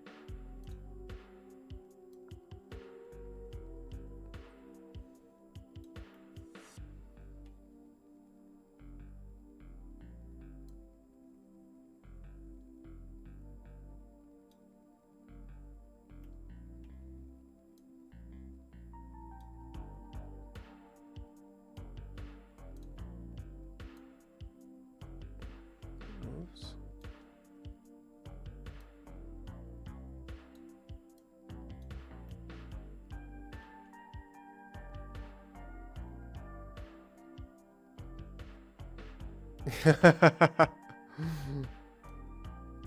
don't know. Aren't Ohio and Idaho basically the same? Americans right now will be like, what are you talking about? No, that's totally false. I don't think they care, actually. I don't think they're probably like, yeah, they're basically the same. Let's take a quick gander at some maps. You know me and my maps. All right, so Ohio is over here. And Idaho is way over here. So they're totally the opposite side of the country.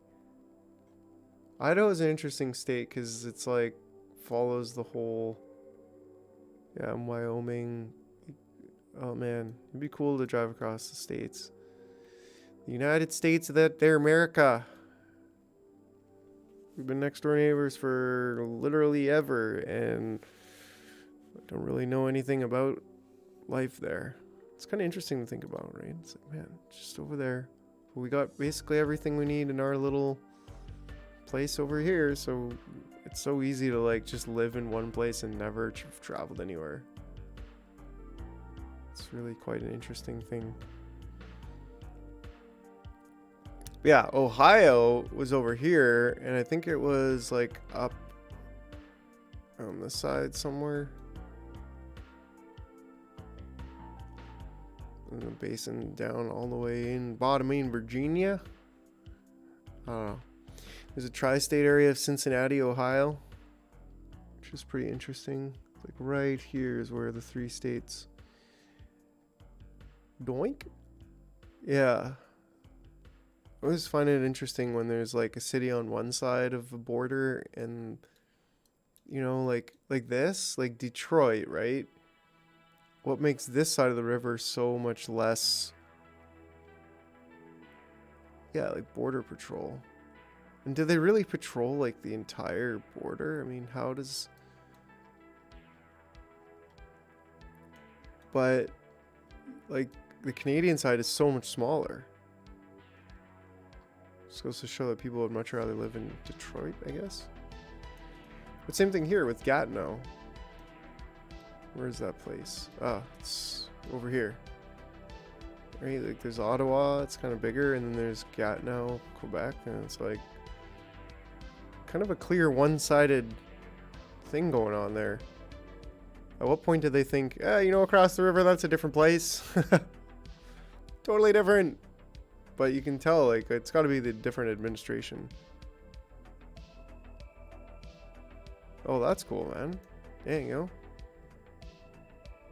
Seattle, Portland. Some of that California. California would be a pretty interesting place to go, man. I don't know. I mean, I think it's more of the dream, kind of like the history of what happened in this region of California becoming like just such a cultural icon of the United States. And still like one of the biggest places in the world. These two cities, 4 cities, 5 cities really. And it's crazy how it's like really not a lot going on in the center of the states, but then like east and this whole eastern front, like super full of people and economy and stuff going down. And yeah, it's just really interesting. Anyways, enough maps. Maps were fun. You know me, I love my maps.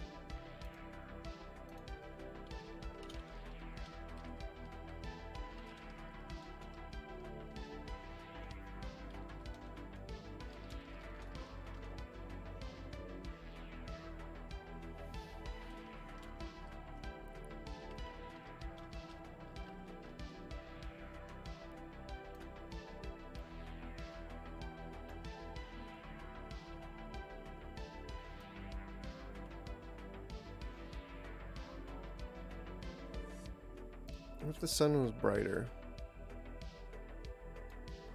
It almost like maximizes those shadows.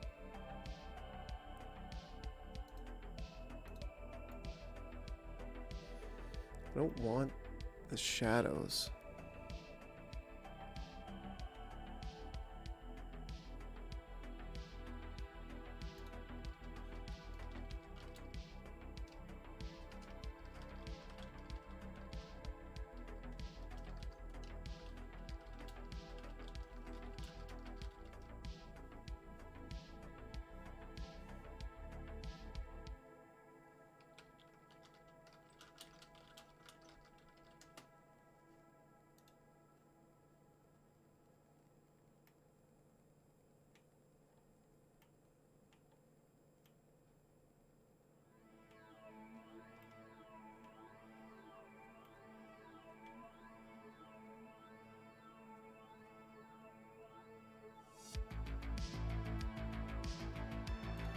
Yeah, I think this light needs to be like kind of on the opposite side of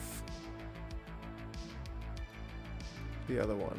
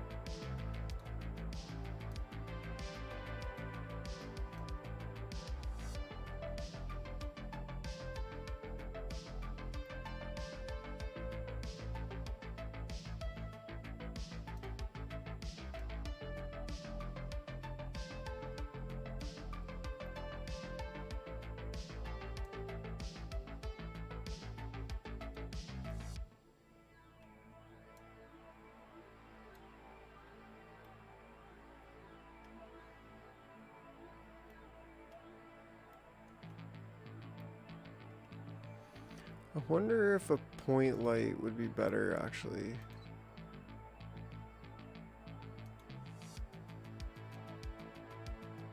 Just to be kind of over here.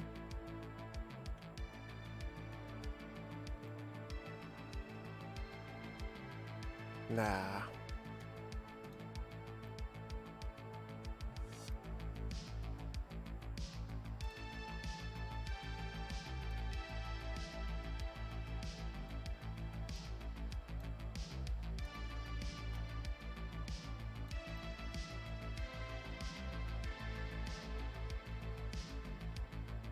Yeah, that's great.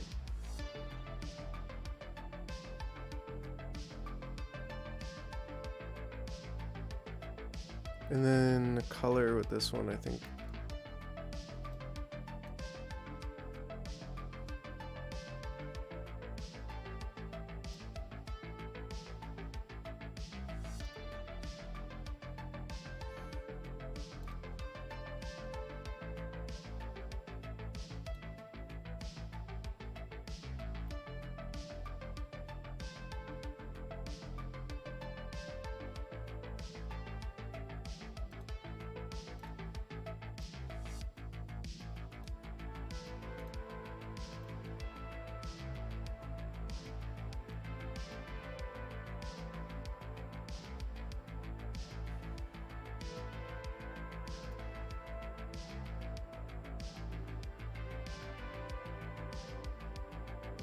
Now let's see how this looks.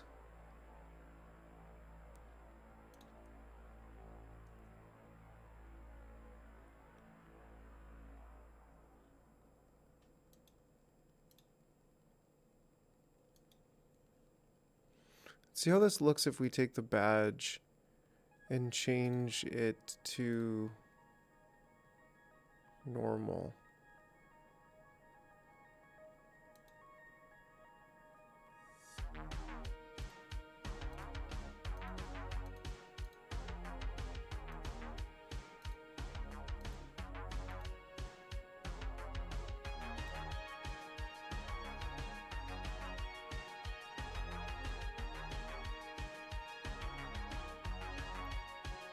I think I kind of like it. Well, would you look at that? Yeah, it's been, time went by pretty fast actually tonight. Holy smokes. Yeah, dude. Well, thanks for chilling. I know it's not animating, but, well, I'm gonna animate it pretty soon, but we'll be done with the, we'll be back on to funner things soon enough. But I know you're always having a good time.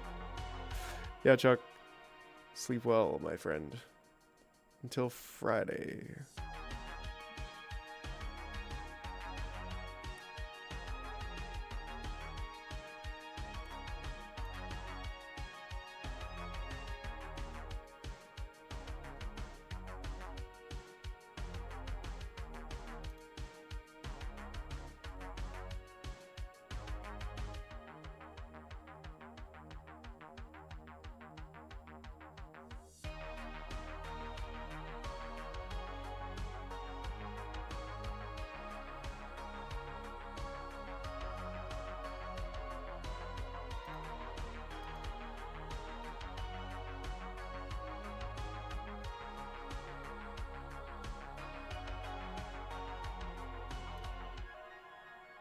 I'm gonna do a cooler light right there, kind of more of a cyan light. Now let's go ahead, let's add another area light, and we're going to use this as kind of our fill light. Let's bring this up top here, and again we'll rotate that 90 degrees. I'm going to do negative this time, so it kind of faces off here. And I want this to kind of wrap around the front here, but not completely eliminate our shadow. So I'm actually going to scale this one up here. Let's go ahead, add 3, and that'll give us a softer light. And then let's go ahead and make that 500. And it looks like that may be too bright, but we'll kind of see when we kind of change the color here, it's going to desaturate the look a bit. So that may end up actually working. So we can kind of play with a more warmer light up front here. Now what I can do is I can...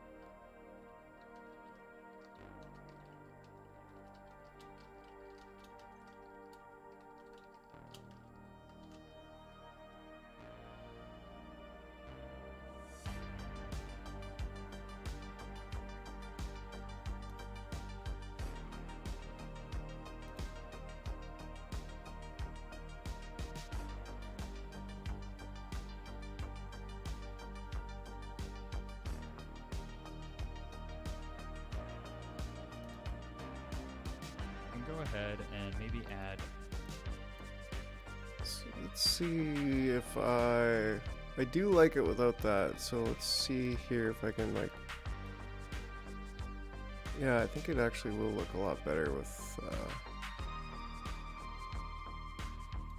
some blue lighting, and then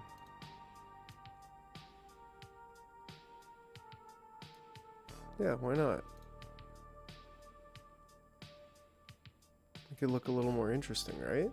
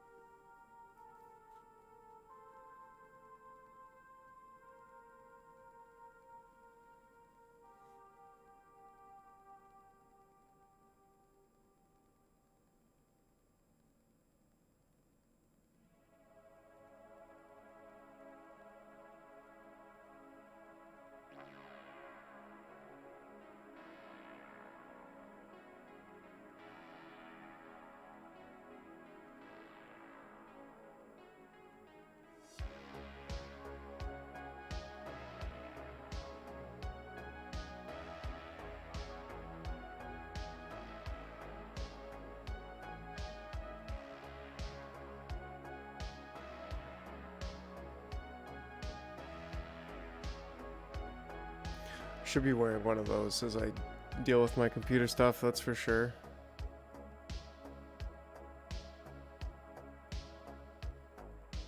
Electrostatic discharge.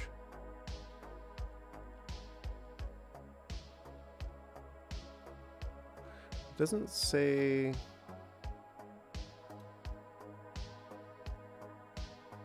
what temperatures.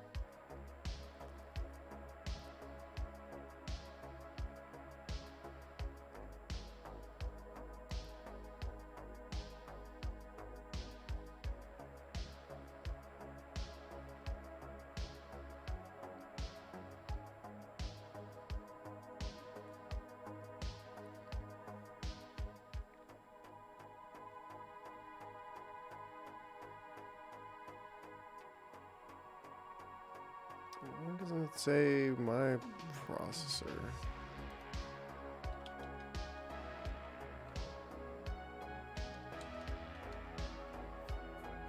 So I got the 5900X, right? Yeah, this is the one that I have. It's a beefy motherfucker. Ryzen 9 5900X, 12 core, 24 thread.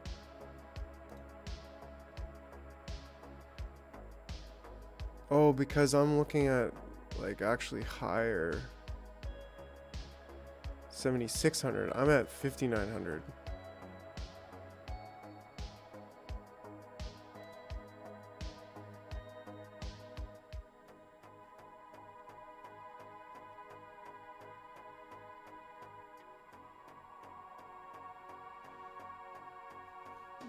So I'd like to just click on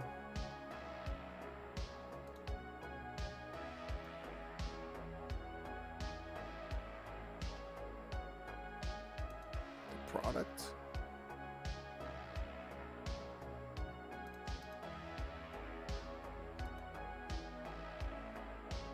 Technology specifications. Max operating temperature 90 Celsius.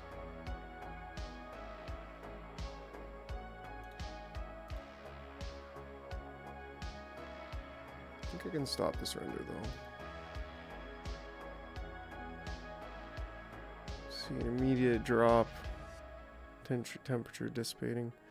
Like, yeah, you know what? I don't know. I feel like I can get cooler temperatures with the liquid cool. So I'm gonna have to send that in for repair. They'll send me a new one. And hopefully the new one doesn't break because, well, I don't know if my processor can handle it. Default TDP is 105.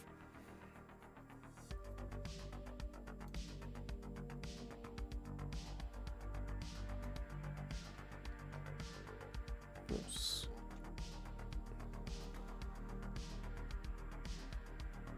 It should say watts here now.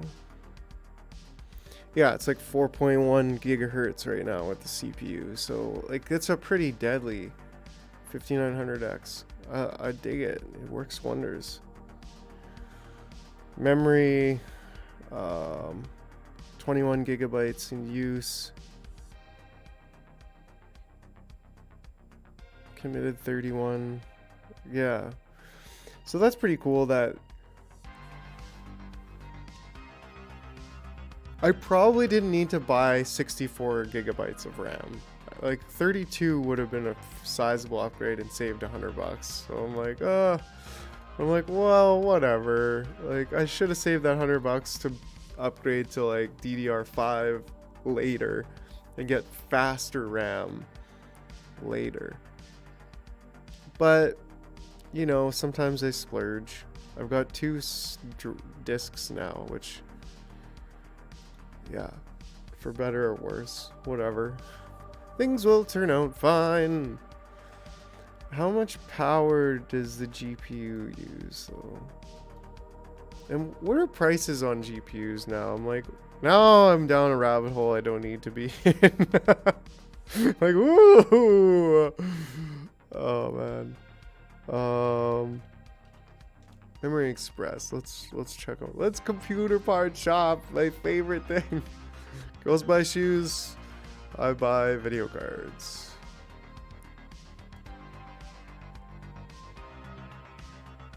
The 4090, 4070. So what is the 3080 going for now? Or does it even exist anymore?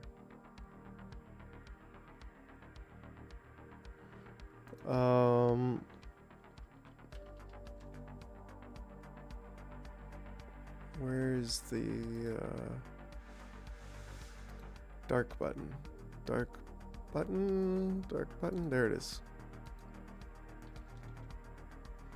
What was I looking at before? The 3080 Ti? Wow, it's like it's gone up in price, which is insane. Well, this one, how much gigabytes is my 12 gigabytes? Yeah.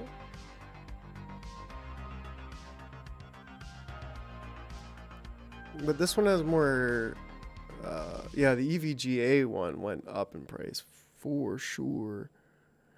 That was like 1400. Now it's like 2200. But there's still like $2,000 for these things, which to me doesn't really make sense because the 4070 is that price is cheaper.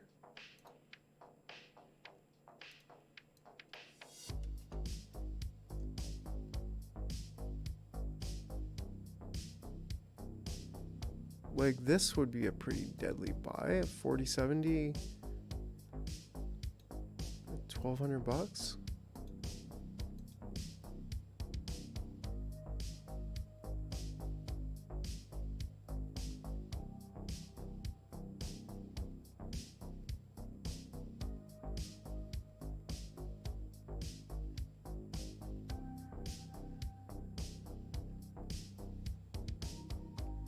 $7,600 cores.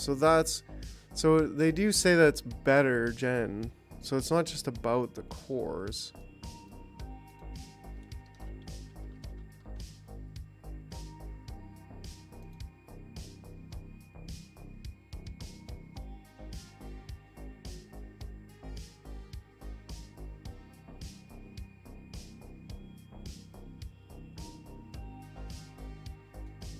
The 2080 was the first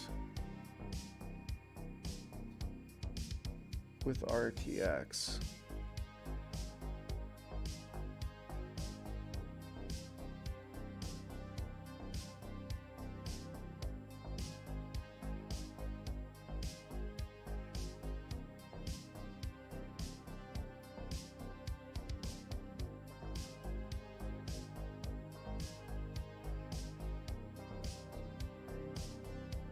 That's pretty cool just to like see with ray tracing tech, and it's mostly evident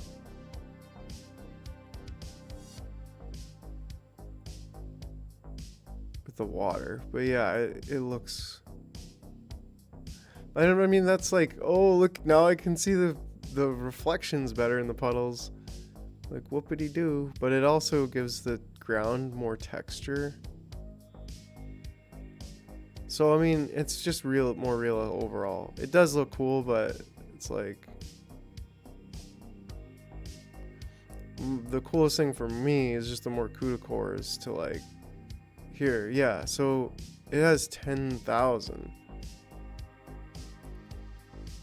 So the 70 has less. The 4070 has less CUDA cores. So I think that's why recommended 7050 plus. How much does it actually take for power? Doesn't say. But this one beast of a card, holy.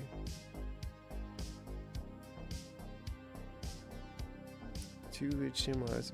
Anyways.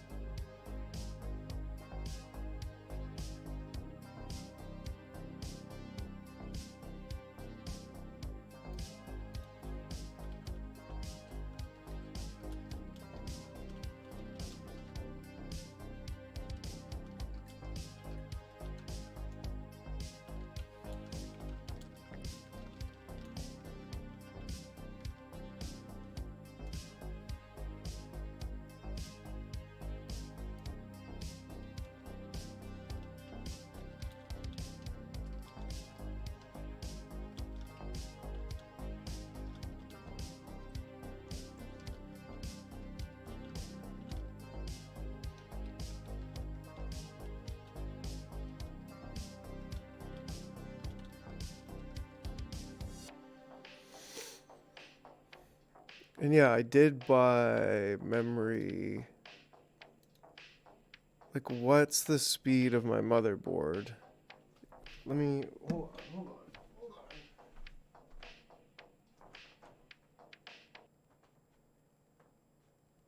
MPG X570 Gaming Plus.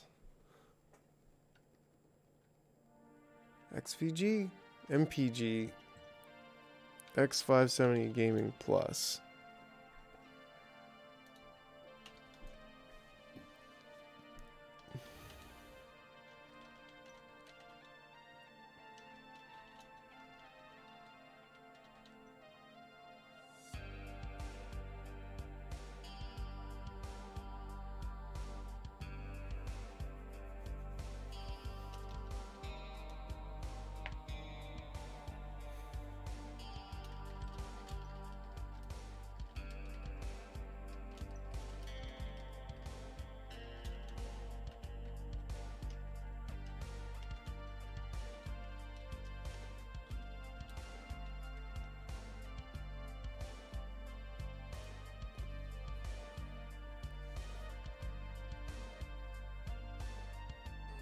Yeah, so it can go up to 4400.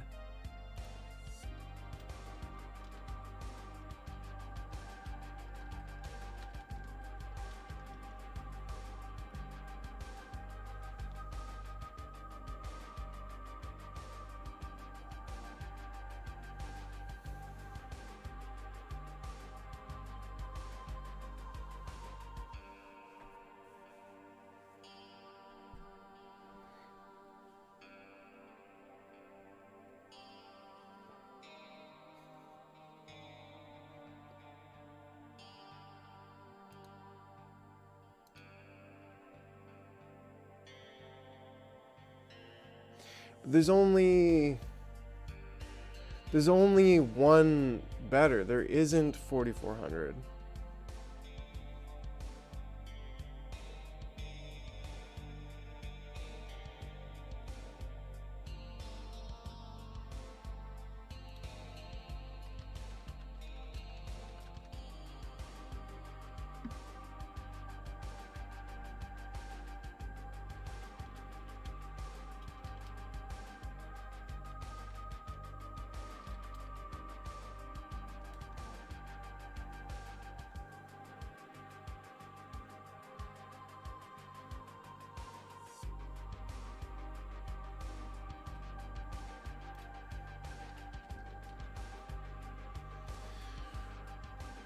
Rip jaws. Let's see.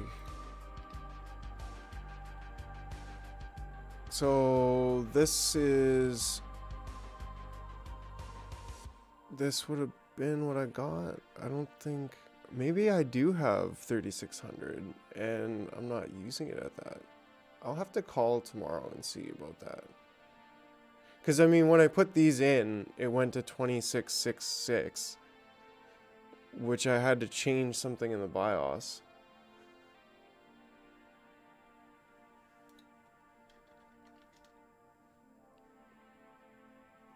Yeah, 4400 doesn't exist.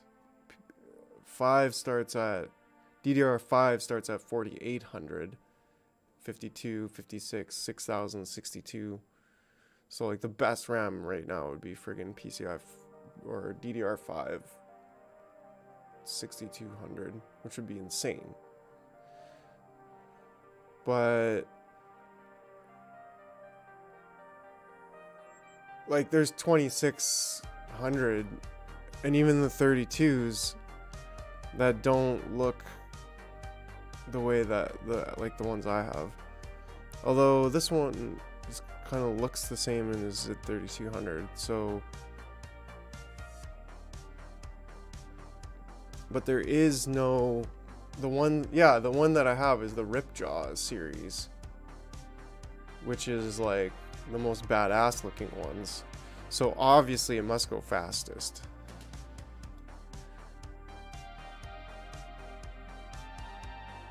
Why does this have a bad review?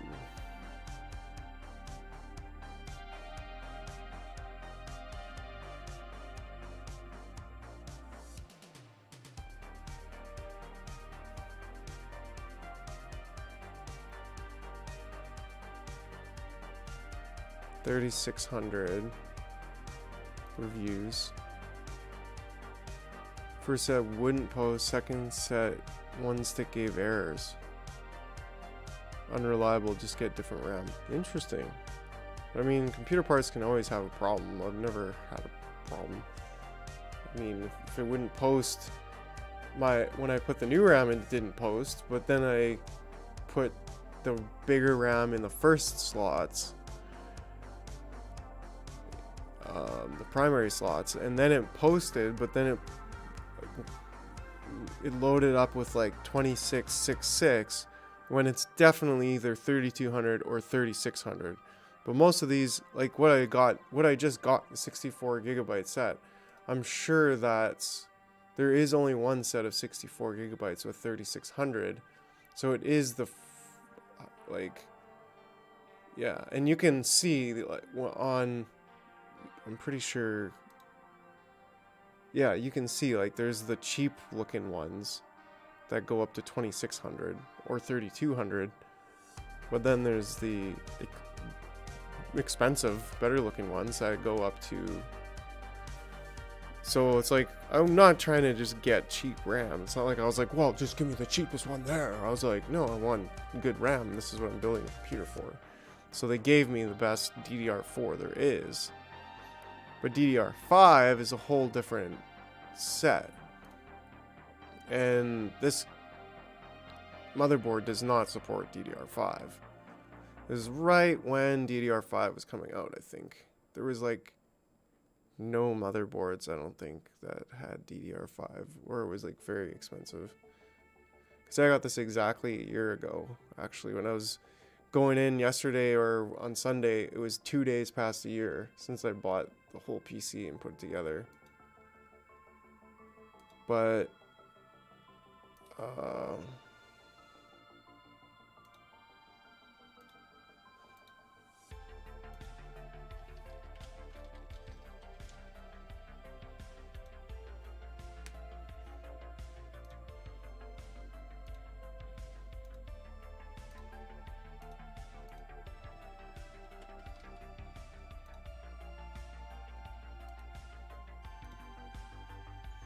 so I could probably overclock the RAM higher.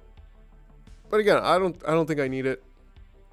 I think just getting more RAM was the play. But that's where I'm like, well, if I went with another 32, it would have been 104, but I went with the 64, which was 215. So I could save $110 right now if I took it back and got 32 gigabytes instead.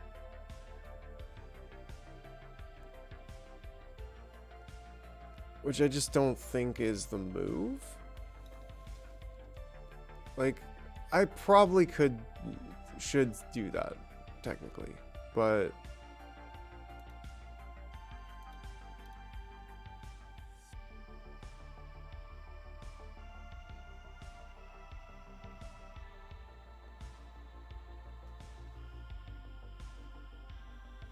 like 64 gigs would be more than enough.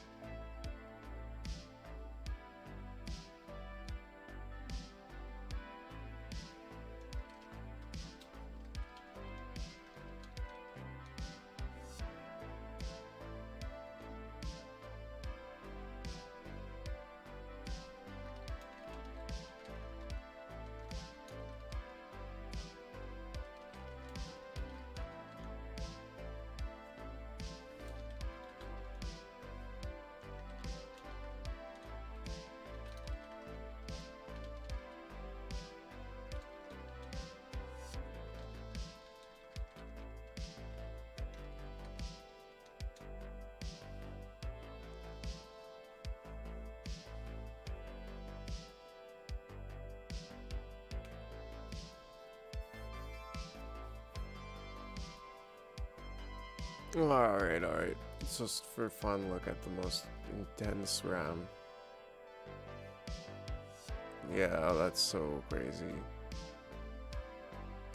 The fastest, most insane shit possible.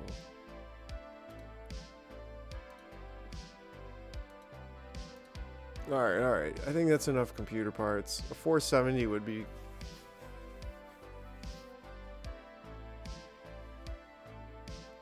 I think would be, wait, hold on, let's compare that to...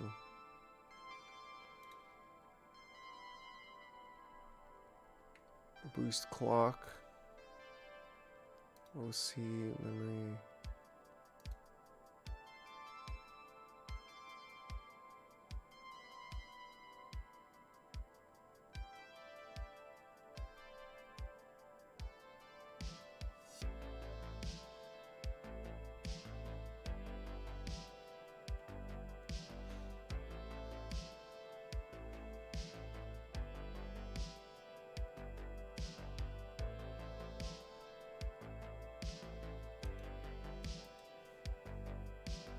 Alright. I think we're past the computer looking shopping phase. I'm like, A little bit of light down here from the bottom. So I'm gonna go ahead, add a point light. And then I'm going to come here into the front view, and I want this kind of on the camera side. And I'm gonna put this down here to maybe introduce a little bit of light down there. Now, like I said, I like to turn off all my lights so I can see what each one's doing. So let's go ahead and see what this point light's doing. What we're trying to do is get a little bit of glow coming up here to kind of highlight some of the bottoms of these like ridges on the column here, but we don't want it to be too extreme.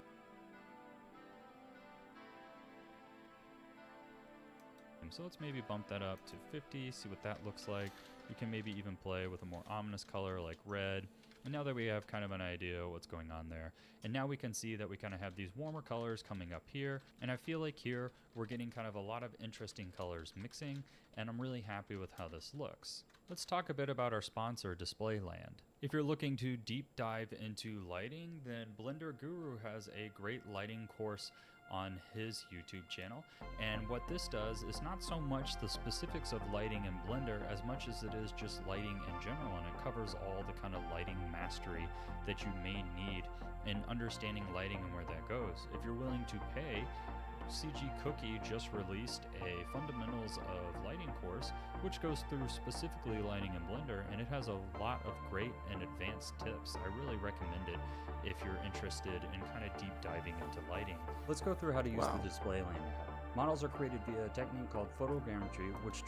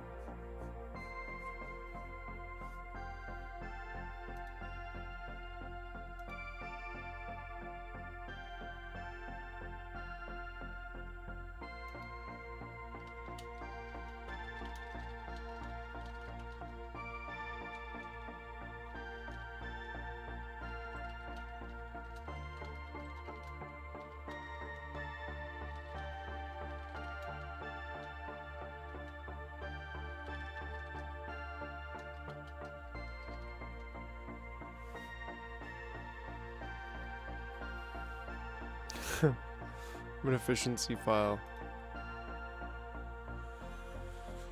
Alright, we're gonna dim the lights down low. We're gonna close her down. I'm gonna continue working, doing my thing, finishing the jar. It was not very focused, but I had a lot of fun. So, anyways, see y'all Friday with more Jarverse. Don't forget to screw your lid on. Not too tight, but just right.